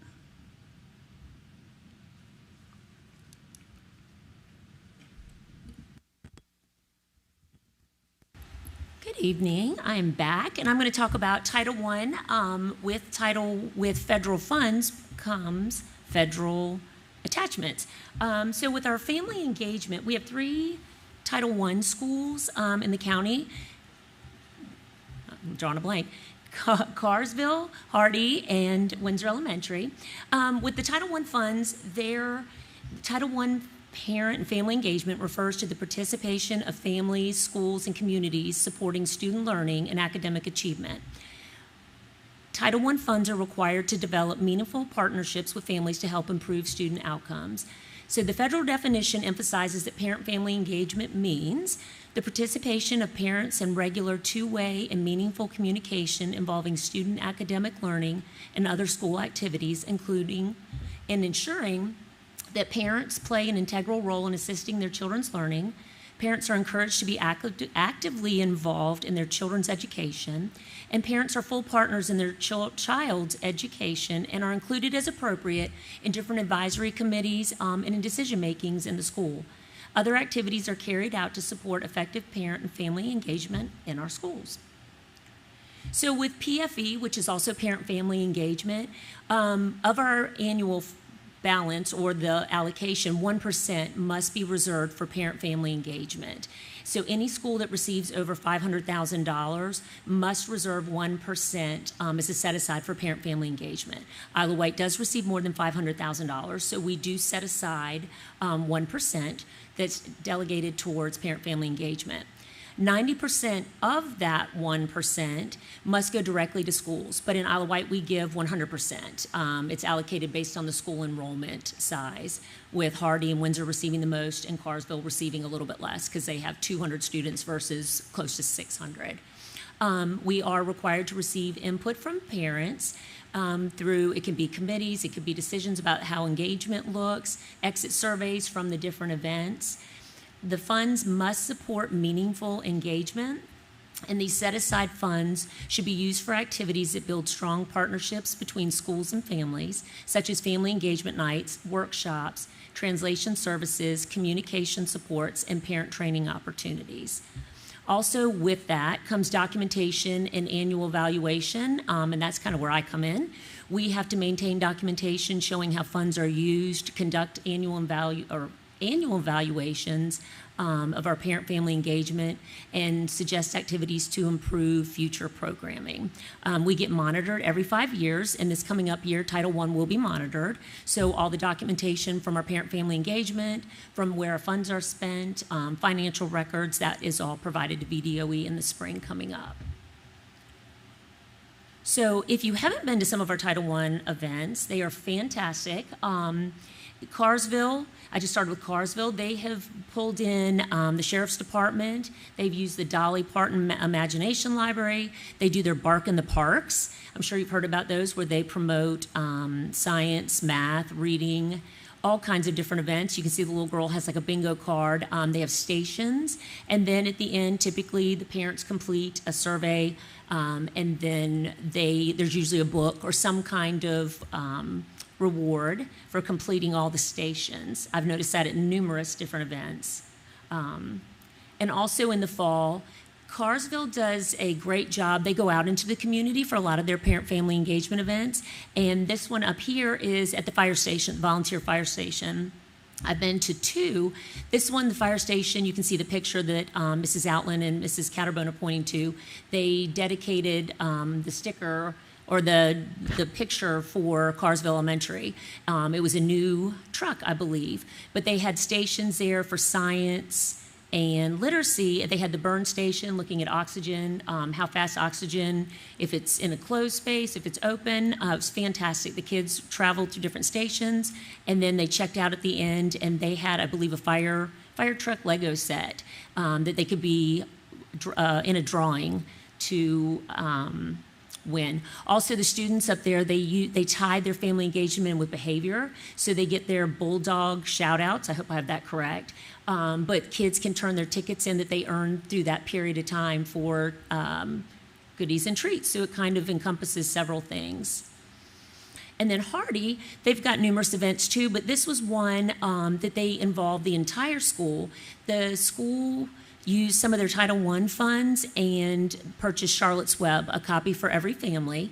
And then they solicited volunteers to read a chapter. And then the teachers, this committee on the second page here, performed a skit, the ladies on the left, to get the kids all excited. And then every week there was a chapter to read with activities.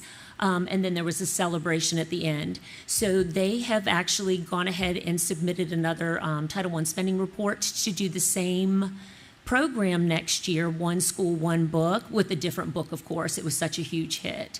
And that's where a bulk of their Title I funds were going to be spent. But it's a terrific. So I encourage you to come out if there's any of the events that you can join us in.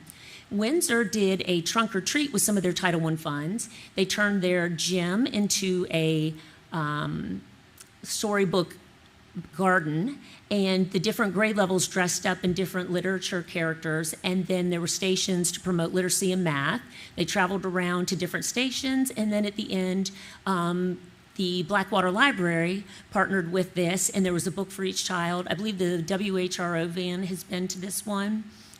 We've tried to get WHRO Literacy Van to come to numerous events because they provide books as well.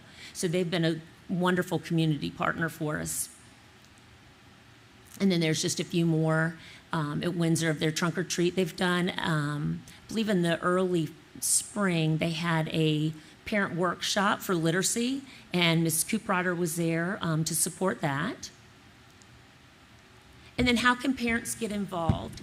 By attending a school and family engagement events, workshops, conferences, and academic nights are offered through Title I Part A programs.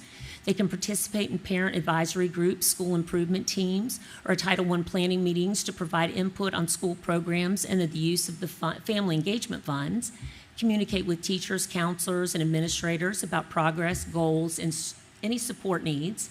Volunteering, obviously, in the classroom, the family events, field trips, and then review the school parent compacts, family engagement policies, and student learning materials to support learning at home and strengthen the partnership.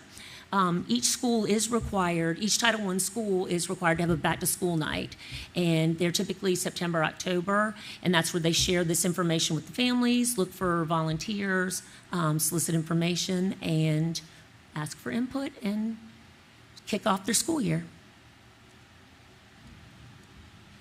Are there any questions? But I do invite you to come. I believe our Title I funds supported probably about 15 different events this year through food, resources, and then the use of community partners coming in has been a tremendous resource. I've been to my share of Title I nights at Windsor Elementary, because that's where my kids were. I give them all kudos for thinking outside of the box. The trunk or treat, the book reading thing, that's outstanding. Kudos to Miss Outland for taking them to the fire shop. That's thinking outside the box. She goes to Camp Town Park. She's been to, I believe, Windsor Castle. But the fire station is a huge hit because the community members come. It's a full house. So when she has it this year, if you have an hour it's at the fire department, the volunteer fire department in Carsville. It's really terrific. The firefighters are there. She uses some of her funds, Title I funds, to feed everybody. We usually do pizza, drinks. It's a great way to be out of a school, to encourage people to be involved that might be intimidated to come to a school. It just really seems to have a good pull for families. Yeah. Well, family engagement, right? That's yes, one of the key points of our strategic plan. So yes. We should be doing this all the time anyways. The fact that we've got Title I night to help encourage it is all the better. So. This is great work. Beside the idea that these funds are used for academic engagement, family engagement in that way, it's also along the lines of community development. And so, with that being said, and I caution myself on asking big questions. I'm somebody that asks big questions all the time. One of the bullet points above was the documentation and annual evaluation that's required. My first question, are we bound to that part of reporting? Oh, yes. You're welcome to come. I keep monitoring. It's called a monitoring folder, and it's a protocol that's probably about an inch thick. Okay. And as the schools provide me information every month. I send them an email out. They send me everything that's going on in their school, and then we keep it in a folder. And then at the end of the year, I compile all of that with the Title I technician that works with me. And then we prepare it for VDOE in case they ask, but for our monitoring that happens every 5 years. So they're looking for it every year, but then the big wrap-up is coming up this year. Okay. Awesome. Thank you for that Sure. information. I would also like to know, how are we ensuring that we improve on our impactfulness of this programming as we progress? So, maybe we hit one milestone one year. How are we setting the next milestones for the years to come? So majority of our Title I funds goes through through staffing. A bulk is in salaries and benefits.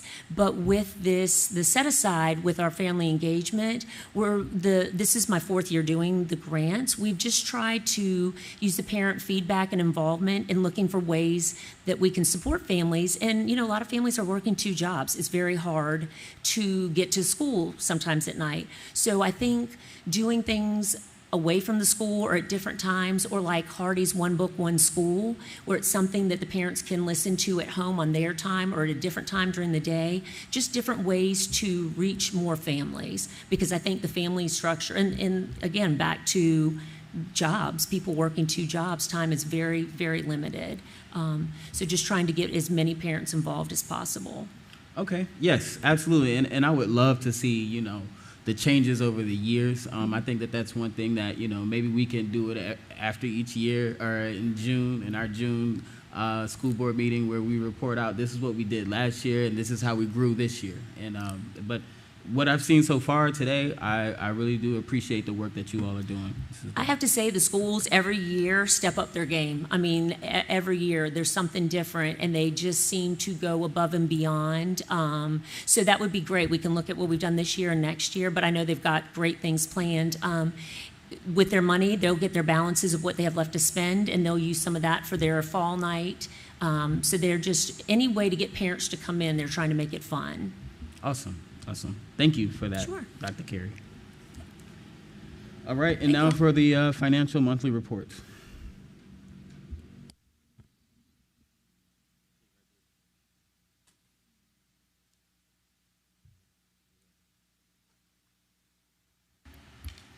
Hello again. So for the month ending May 31st, not a whole lot out of the ordinary. The operating fund, everything is in line, with the budget. The health insurance fund, I always like to joke, but it remains healthy. We're still getting more money in than is going out. One of the things that we're planning on doing, if you recall, since we changed our type of health insurance, we'll be responsible for what are called run-out claims, which would be all the claims that were incurred up until June 30th, but they hadn't been processed yet. So we need to have money set aside in order to pay that. So currently, I'm projecting we should end with about 2.5 million in there. We started with 2.2, so we've gained a little bit. But the other plan all along has been to take whatever excess or surplus we have in the operating fund and transfer it to the health insurance fund. And I'm hoping that's in the neighborhood of $1 million. So hopefully $3.5 million is going to be sufficient to pay any run-out claims. Ms. DeVary, does that healthcare fund draw interest? Yes. Okay. I just don't break out the interest revenue on it, but yes, it does. Okay, good.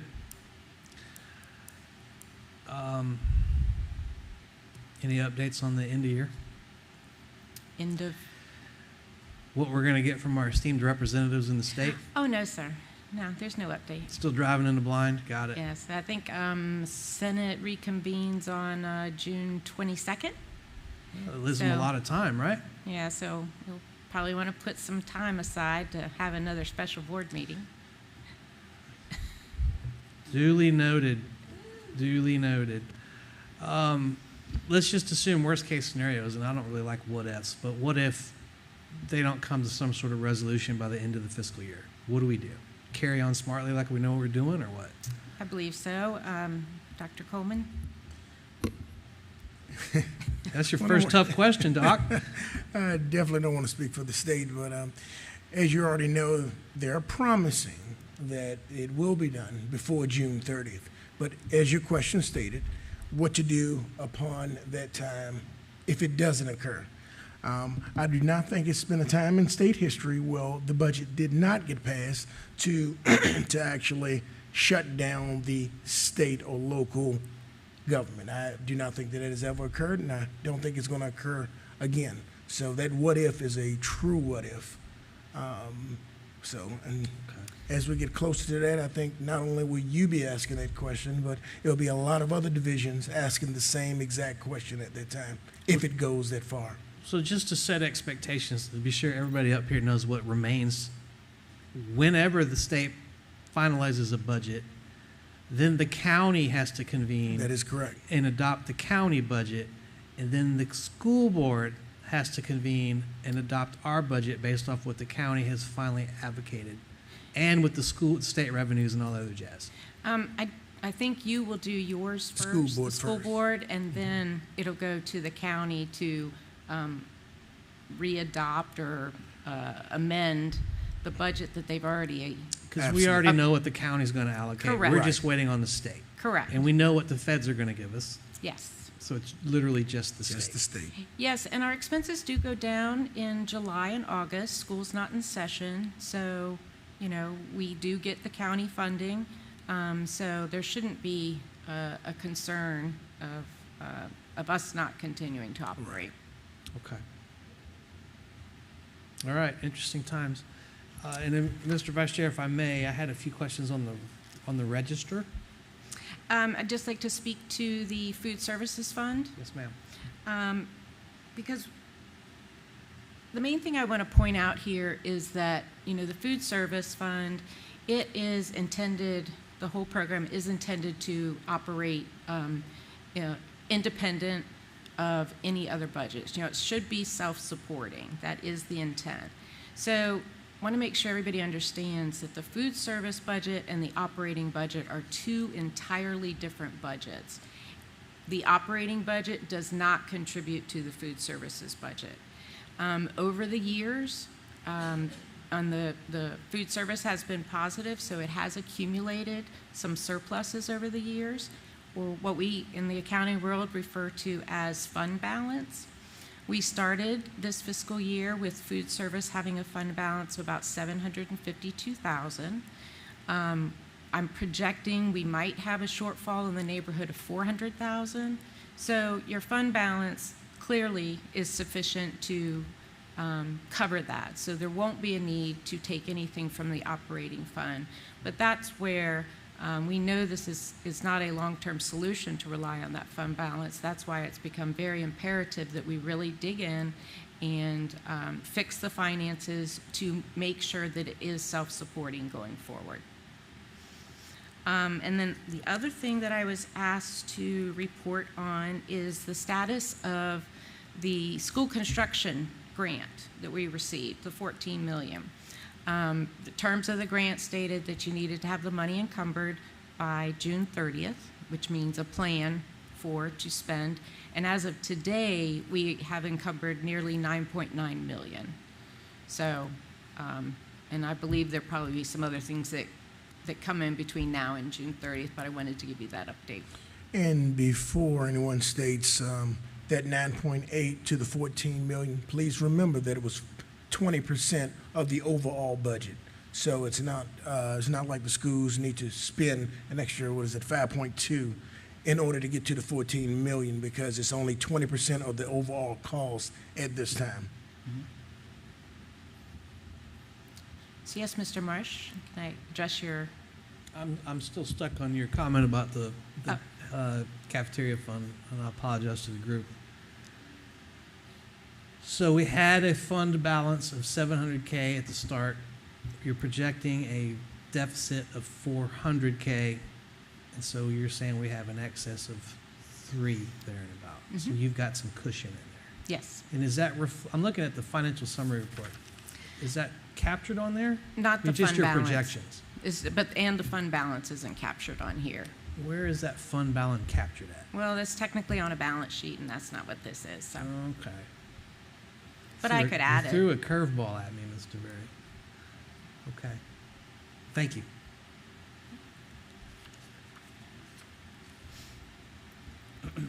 Is there any further discussion on the financial monthly report? I just have a couple questions on the check register from my own education, Mr. Berry. On the check register, we spent $4,500 on Babylon Micro Farms. What is that? That's an annual membership with the CTE program. Okay. And then we spent $3,100 and some change at Centera for behavioral health services. What's that? That's our EAP program. It's employee assistance program that we offer, all the employees. So we have a monthly fee associated with that. On a positive note, going into next year, we will not have a separate fee for that because that's included in the local choice program. Good deal. And then last but not least, we spent $54K and some change Richmond Restaurant Services. That's for food services, I'm assuming? Food services, all their paper products. Okay, paper products. Paper products. More reason to start washing dishes. Got it. That's all I have, Mr. Vice Chair. Is there any further discussion? Awesome. And now for the operations update.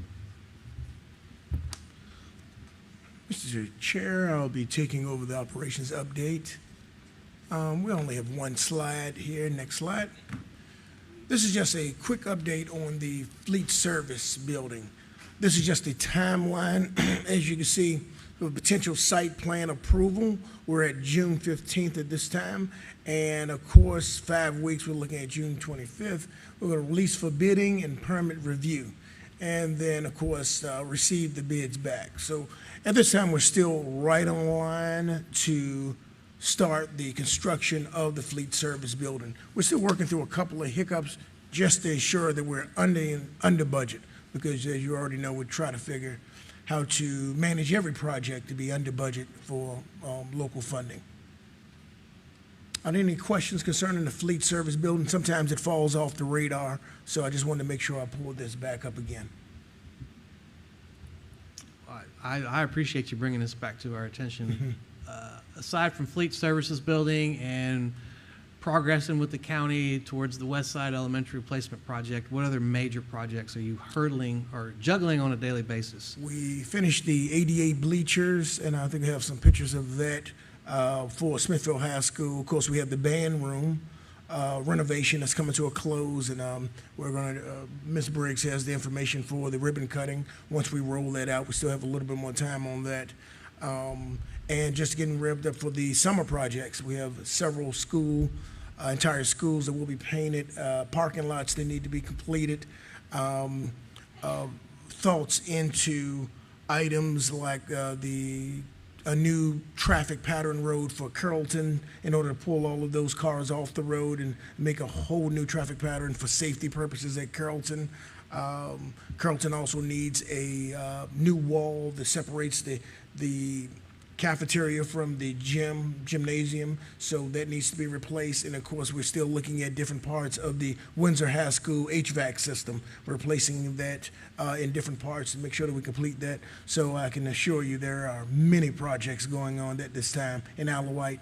A lot of times we don't actually bring all of those to the forefront. It's just the bigger projects, but it's many more projects. Every single school has something going on.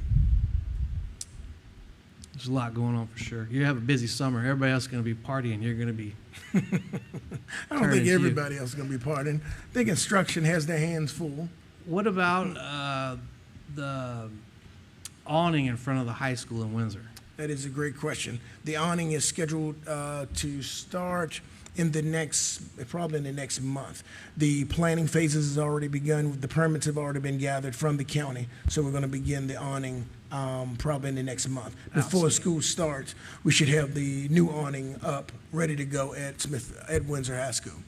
And I think one question, Dr. Coleman, one question. So I know we spoke about the vestibule and how that would be an issue. Can we meet soon and talk about if that's a possibility? Is that even a possibility for Windsor High School? A vestibule, is that even possible? Oh, well, absolutely. I think that there are plans. I'm glad that Mr. Brinkley is here, so we can all meet, and maybe Mr. Brinkley can walk you through the lookout of how it's going to be at that time. Okay. All right, perfect. Thank you, Dr. Coleman. Appreciate it. Is the potential site plan, I'm assuming that's already completed and we just are waiting on approval for that? The potential site plan is not fully completed. It should be completed the next day or two. June 15th, the official site plan will be turned in to the county for review. And that's when we'll start getting into more details concerning the start for construction. Yeah. Okay. But in the meantime, on the backside, staff members from central office, we have been meeting with the architect, and we have been guiding the discussion on the exact design. It was a little easier this time because you already know we went with the prototype. This school will be a little different than New Hardy, just based off the location and based off of some of the lessons learned from Hardy. Okay. As you can probably already guess, special ed had a lot to do with lessons learned from Hardy Elementary School, that we will not make that mistake again. Absolutely. Thank you for that information. All right. All right. And now on to the School Resource Officer Memorandum of Understanding Renewal.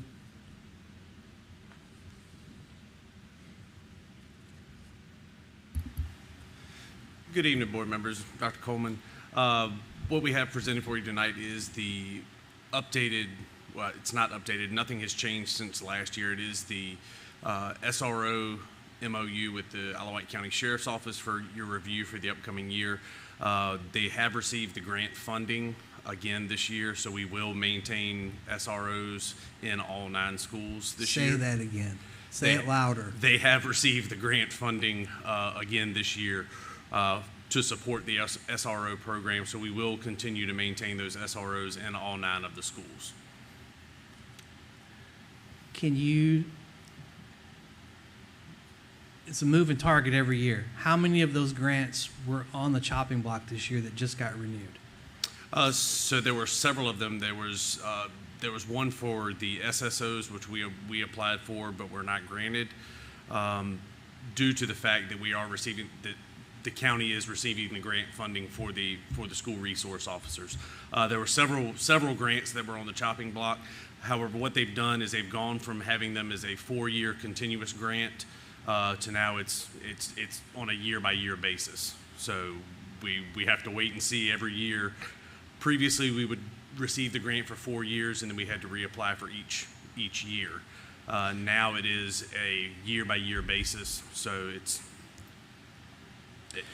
yet to be determined whether we'll have it for the following school year. So this time next year, they were 4 years. Yes. Some of those are not at the end of their term.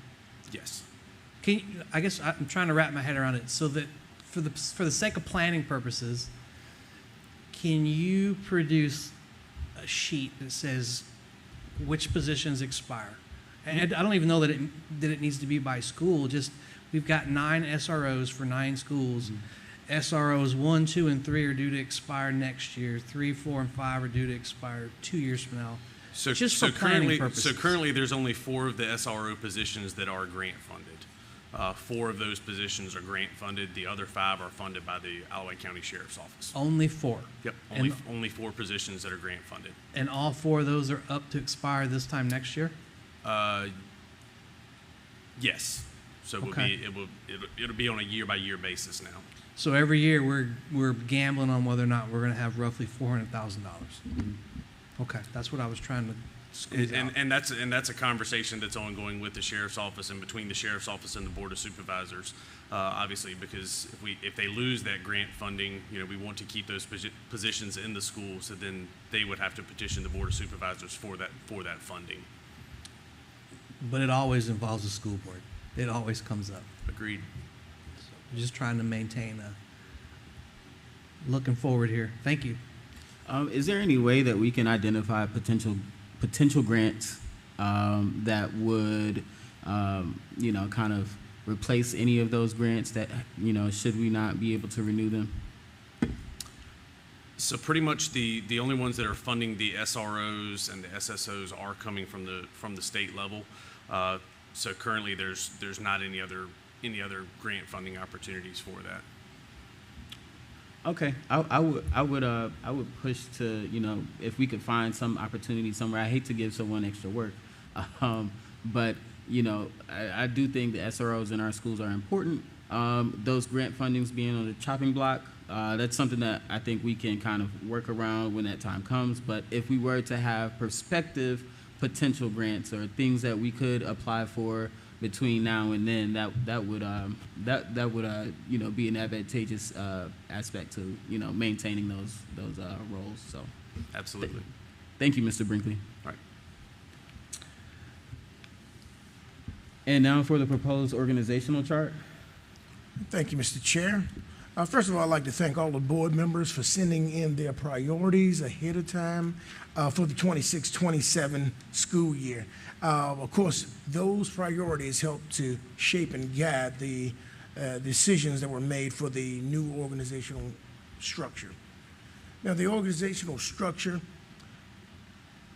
for Isle of Wight County Schools represents far more than a change in reporting relationships.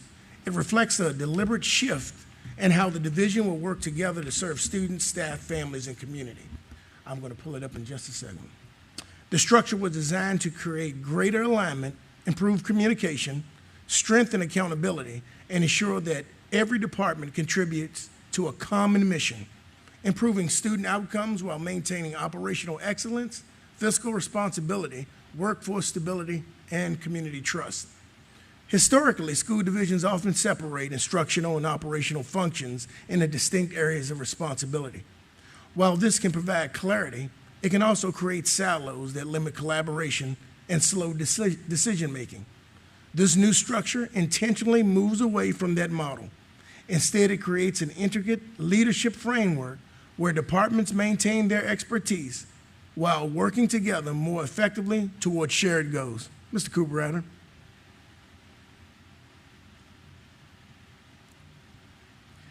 At the center of the structure is the superintendent. The superintendent serves as the chief executive officer of the school division and remains focused on strategic direction, school board relations, community engagement, organizational performance, long-range planning, and ensuring that every department is aligned to the division's mission, vision, and strategic priorities. Direct reports include the deputy superintendent, director of elementary education, director of secondary education and career technical education, director of talent and human resources, chief financial officer, director of strategic communication, policy and public information, and director of operations and capital projects. One of the most significant strengths of this structure is the role of the deputy superintendent. The departments aligned under the deputy superintendent may appear diverse at first glance, but they share a common purpose: removing barriers so students can learn and schools can succeed. These areas include Director of Special Education, Director of Assessment and Accountability, Director of Technology, Director of Student Services, Coordinator of Transportation, and other areas as alternative education, nursing services, security, emergency management, professional development, and grants coordination. Every one of these functions directly impacts a student's abilities to access and benefit from education. Whether a student rides a school bus, enters a safe school building, receives special ed services, utilizing instructional technology, participated in a grant-funded program, receives nursing support, or benefits from a teacher who has received high-quality professional development, these services must work together. By placing these functions under one executive leader, the division creates a stronger coordination, improved communication, quicker problem solving, and greater organizational responsiveness. At the same time, instructional leadership remains a primary focus of the organization. The Director of Elementary Education, Director of Secondary and Career and Technical Education, and the Director of Special Education are able to concentrate on curriculum, instruction, student achievement, school improvement, principal support, literacy initiatives, graduation readiness, and college and career preparation. Another significant advantage of this model is that it creates clear accountability without sacrificing collaboration.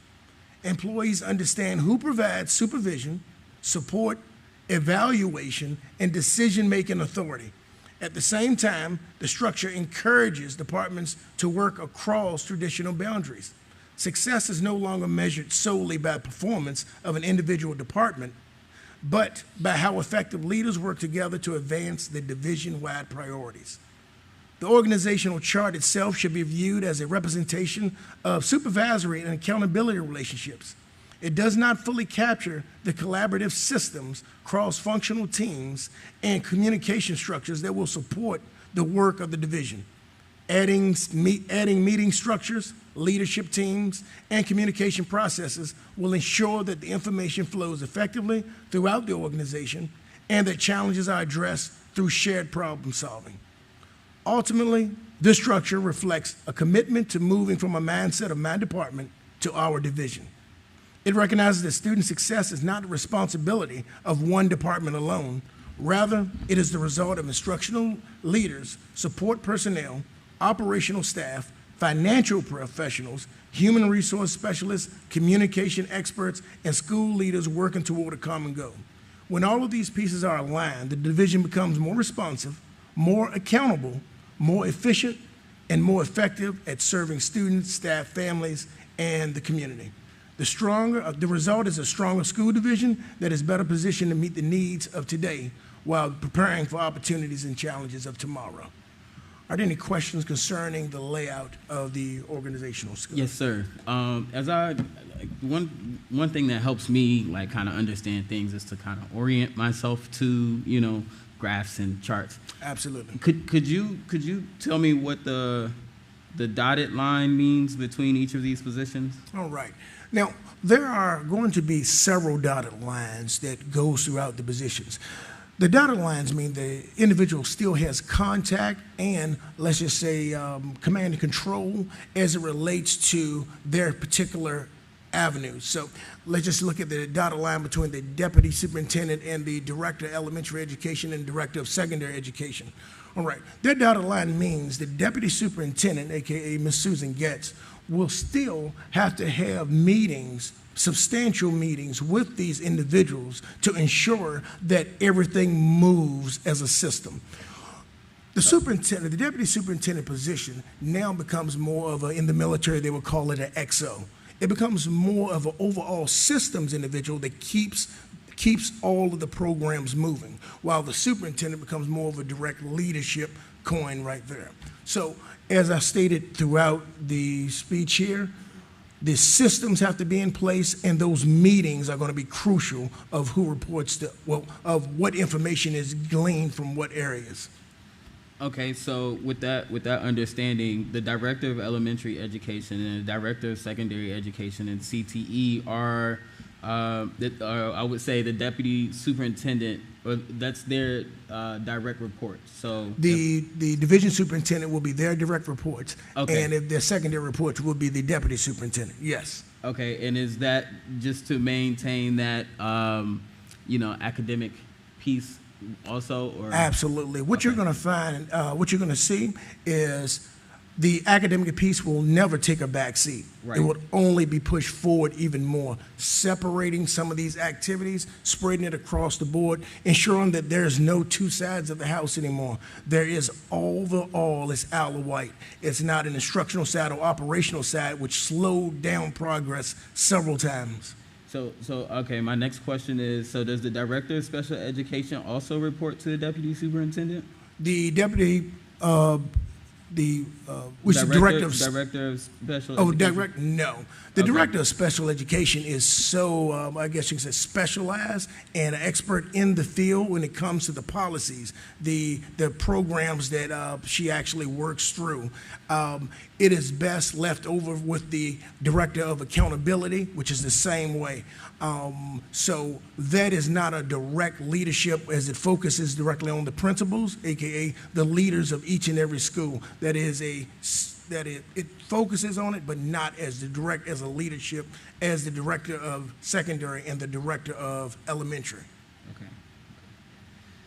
So if you had to sum this all up, what's the bottom line? Like what are the biggest changes, and what can we expect as a school division? The biggest changes will be the movement of there will be no more operational side of the house and no more instructional side of the house. That is the biggest takeaway.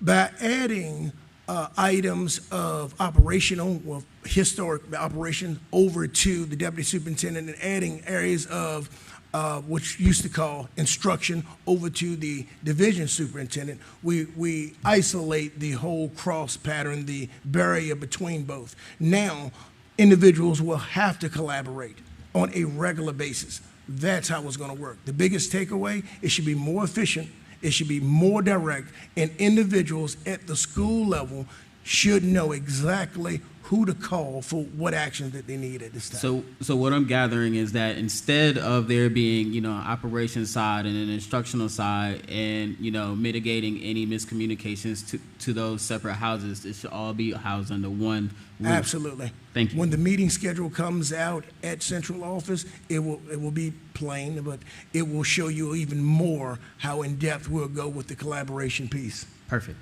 Thank you, Dr. Coleman. No problem.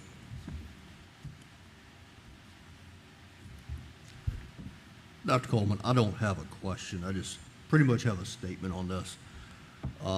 After years in the fire service, I look at this, and the first thing that jumps out to me is the term span of control. It is streamlined. You've got a direct reporting system, and I like it. Thank you. That's all I've got. Surprised you didn't know. Just a little bit. I'm going to start off with an ask.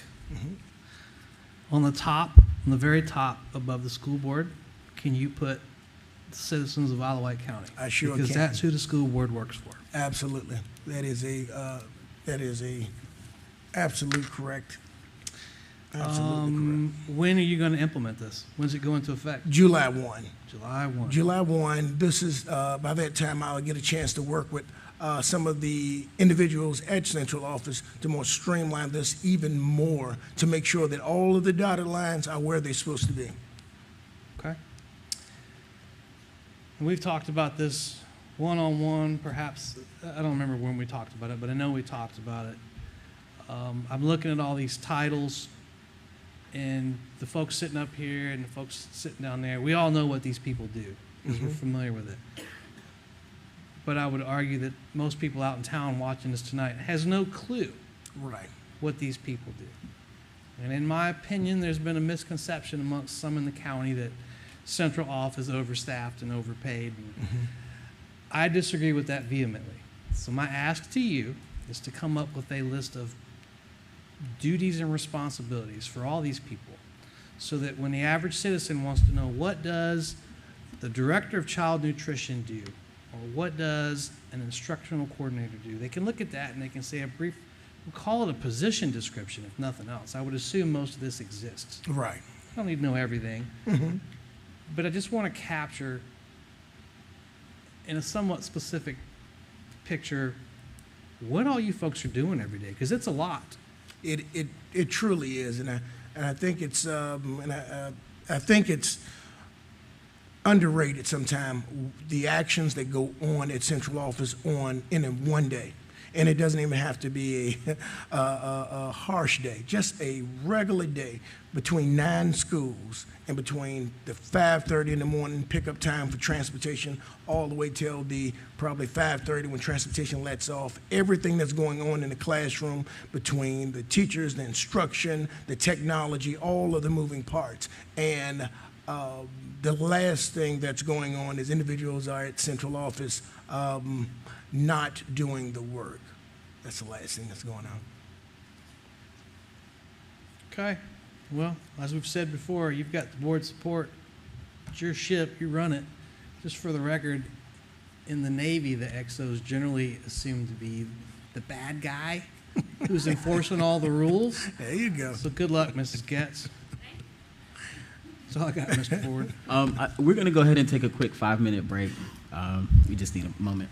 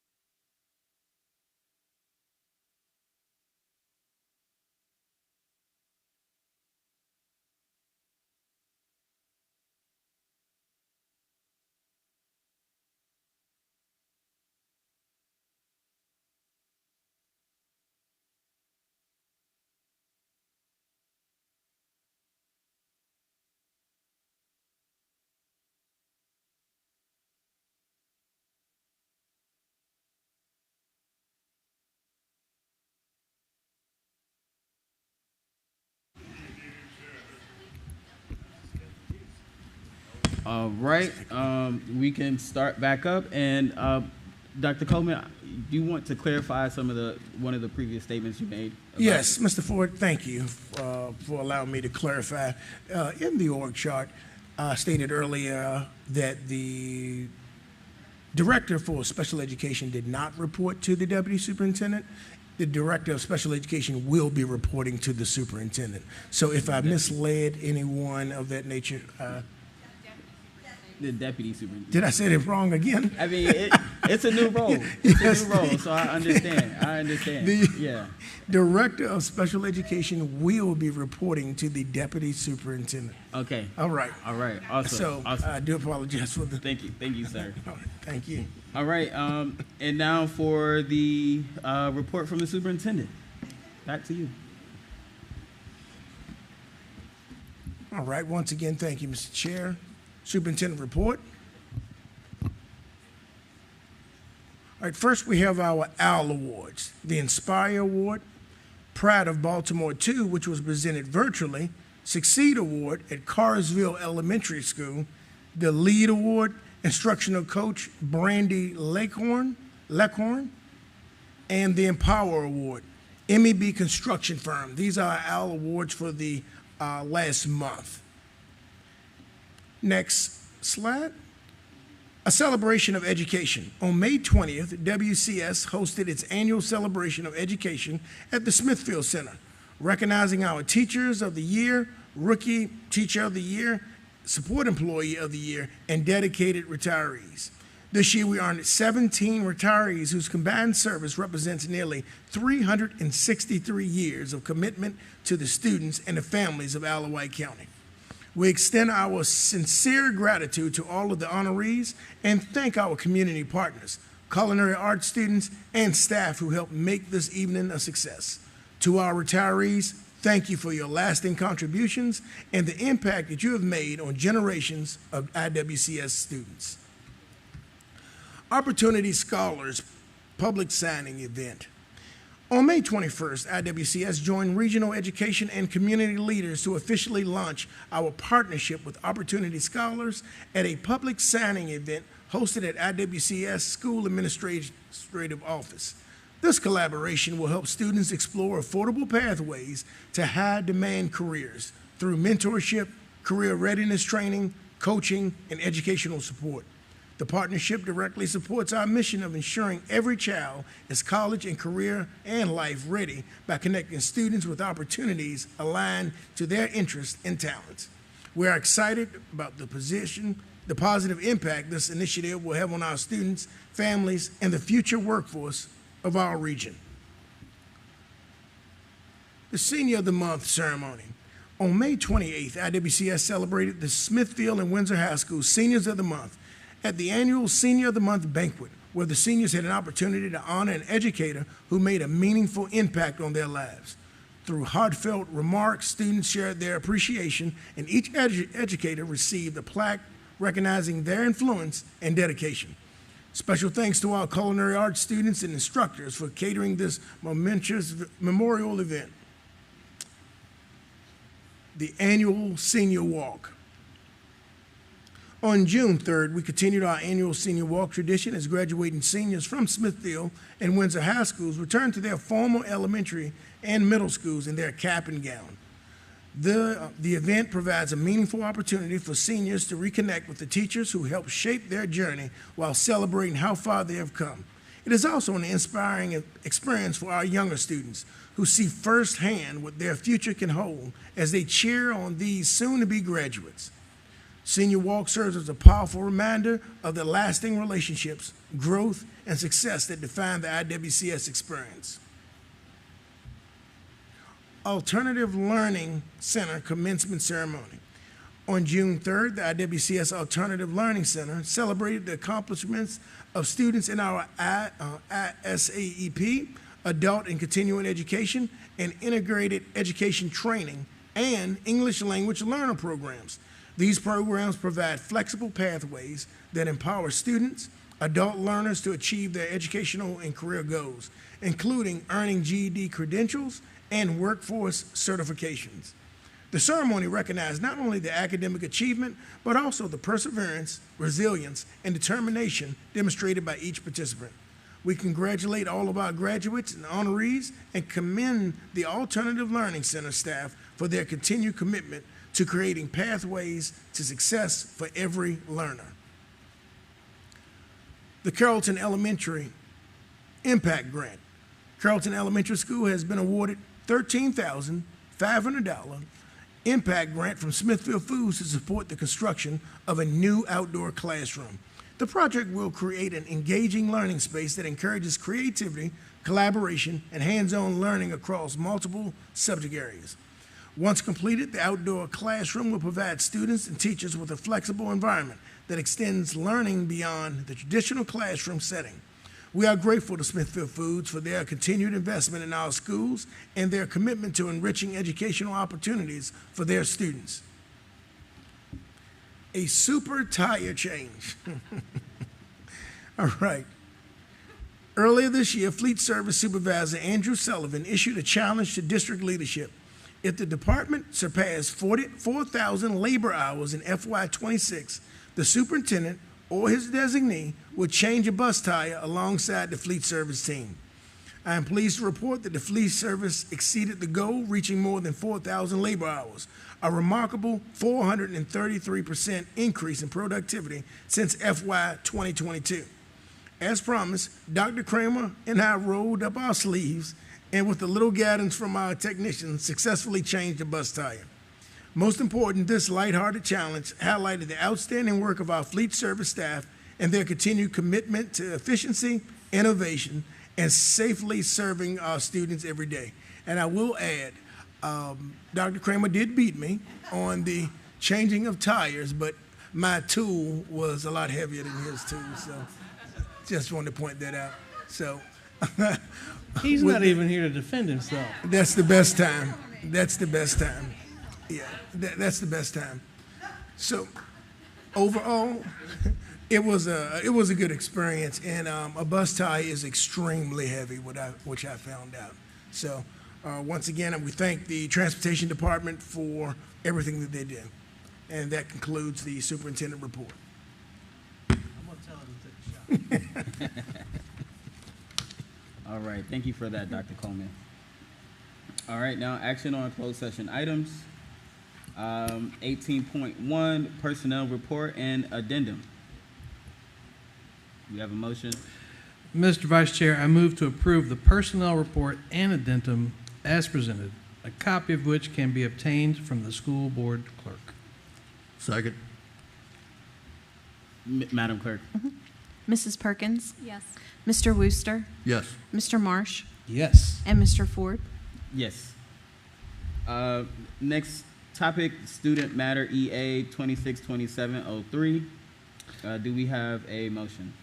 Mr. Vice Chair, I move to approve student matter EA 2627-03 as approved. Do we have a second?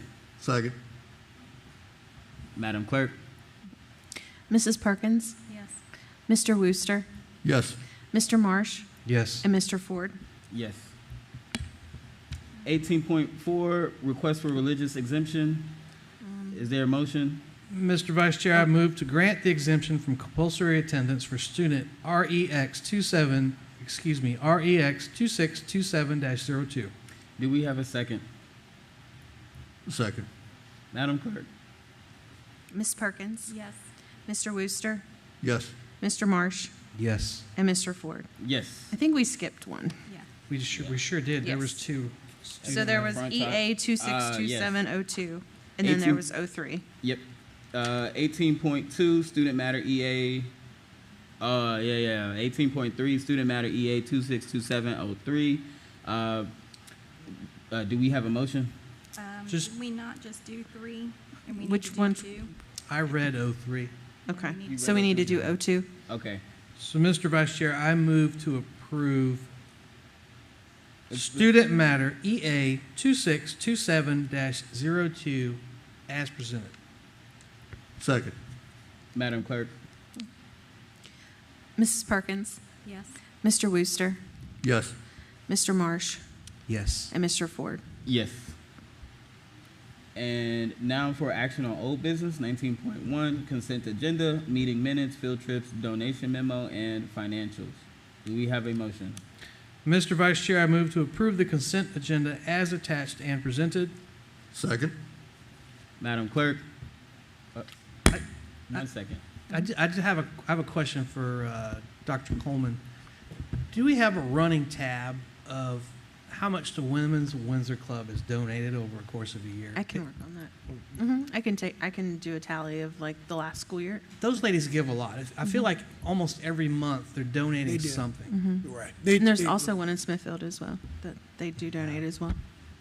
Thank you. I'm just curious to know that those ladies deserve much accolades. Yes, sir. We do have gratitude towards the Women's Club for your donations. Thank you. Do we have, that's action on old business. Let me go back. Did we do a vote on that?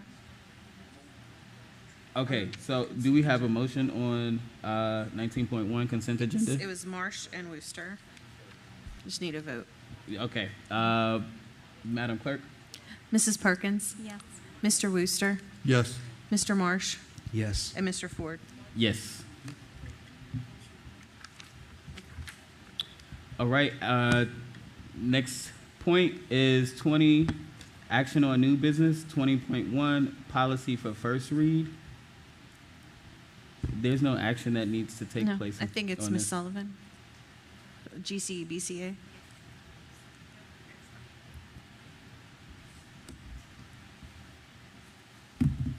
Yes, I'm happy to answer any questions about the policy. Can you hear me? Yeah. Okay. Are the changes in this policy because of government regulations or? So there were changes to the policy because of the Affordable Care Act. The policy hadn't been appropriately updated since then, which requires us to offer health insurance to anyone who's working 30 hours or more, despite what their eligibility for VRS requirements are. So some of our positions aren't covered for VRS, but we would still have to offer them health insurance, whereas previously, prior to the Affordable Care Act, those stipulations were in alignment with each other. So we needed to update that to show that we do have positions that warrant health insurance benefits, but not Virginia retirement benefits. That's really the only change. Is there any more discussion on this topic? All right. And our practice had been in alignment with that. The policy just didn't align with that. Just to be clear, we're always giving people the correct insurance access. It just wasn't corrected in our policy. Thank you for that information. And now for board member comments. I'd like to start out by acknowledging that our search for an individual to fill the vacant seat of District 5 is underway. We have 3 candidates, Stella Bradshaw, Herb DeGroff, and Eric Scott. Their interview date will be June 16th at 6 p.m. This will be a public hearing, and we invite members of the community to come and be a part of this process. Concluding those interviews, we will then take about a week to decide who we would prefer or who we want to choose to actually fill that seat. And hopefully by our July school board meeting, we will be able to introduce a new member of the board. And additionally, there were some events that I got to attend over the past couple of weeks. The celebration of education for the retirees. I just want to say congratulations to all retirees. Thank you for your service. Thank you for all of the effort and time and blood, sweat, and tears that you poured into our community and our academic setting, and ensuring that our students have the best possible support to build their futures on. Additionally, the Seniors of the Month also had a program, and I want to recognize them as well. So congrats to them and best of wishes in your future endeavors. And the public signing for Opportunity Scholars. I'm very excited to work with Opportunity Scholars. They have a wealth of resources for our students, and I look forward to all that they add to Isle of Wight School District. Outside of that, big shout out to the culinary arts team. I ate very well at those events, and I just want to make sure that they're supported in all that they do. So thank you. No other comments? I got you. Mr. Wooster, go ahead, sir. Running my mouth all I've night. just got one. For people that know me, you automatically know I'm not a big theater fan. With that being said, my wife Nancy got me to go to the Smithfield Little Theater, where I got to witness our very own Mrs. Jessica Whitlow in her performance of Judy in 9 to 5. Now, normally, I would have been bored out of my mind at any other performance. However, I must say that I actually laughed. That's very unusual. It was surprising to me that I actually enjoyed it. And I think at times, especially towards the end, I believe you probably even embarrassed yourself at least one time. But anyway, I'm glad I ended up going. So kudos to you. You did an excellent job. And yeah, I'll be at more.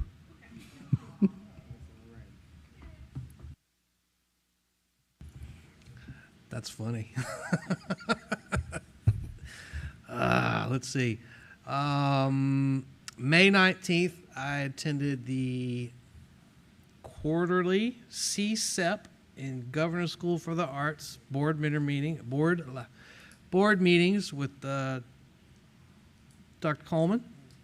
I guess the major events for both of those meetings, which happened one after the other, is we adopted the budget for both CSEP and GSA.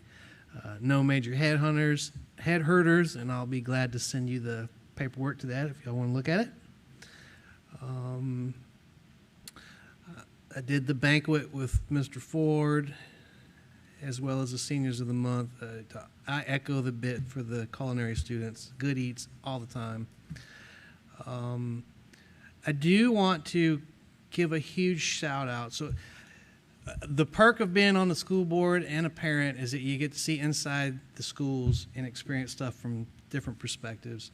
And I get to call out Windsor Elementary a lot because that's where my kids are. I went to the 3rd grade awards ceremony where 2 teachers presented their 3rd grade classes. It was a full cafeteria. Big shout out to Dr. Wilkins, principal, and especially Mrs. Deegan and my son's soon-to-be ex-3rd grade teacher, Mrs. Overstreet. Both of those, or all of those ladies, are doing an outstanding job. Can't say enough positive praise, specifically for Overstreet. If you've met my son, he's this quiet, timid little boy, doesn't like to speak. He's in his little shell. Somehow, some kind of ways, she's got that kid up on the stage. He got 4 little awards, and he's cracked out of his shell. He's got ways to go, but she worked magic on that kid. So big shout out to the ladies over at Windsor Elementary. So that's it. Thank you, sir. All right. If there are no more comments, this meeting is adjourned.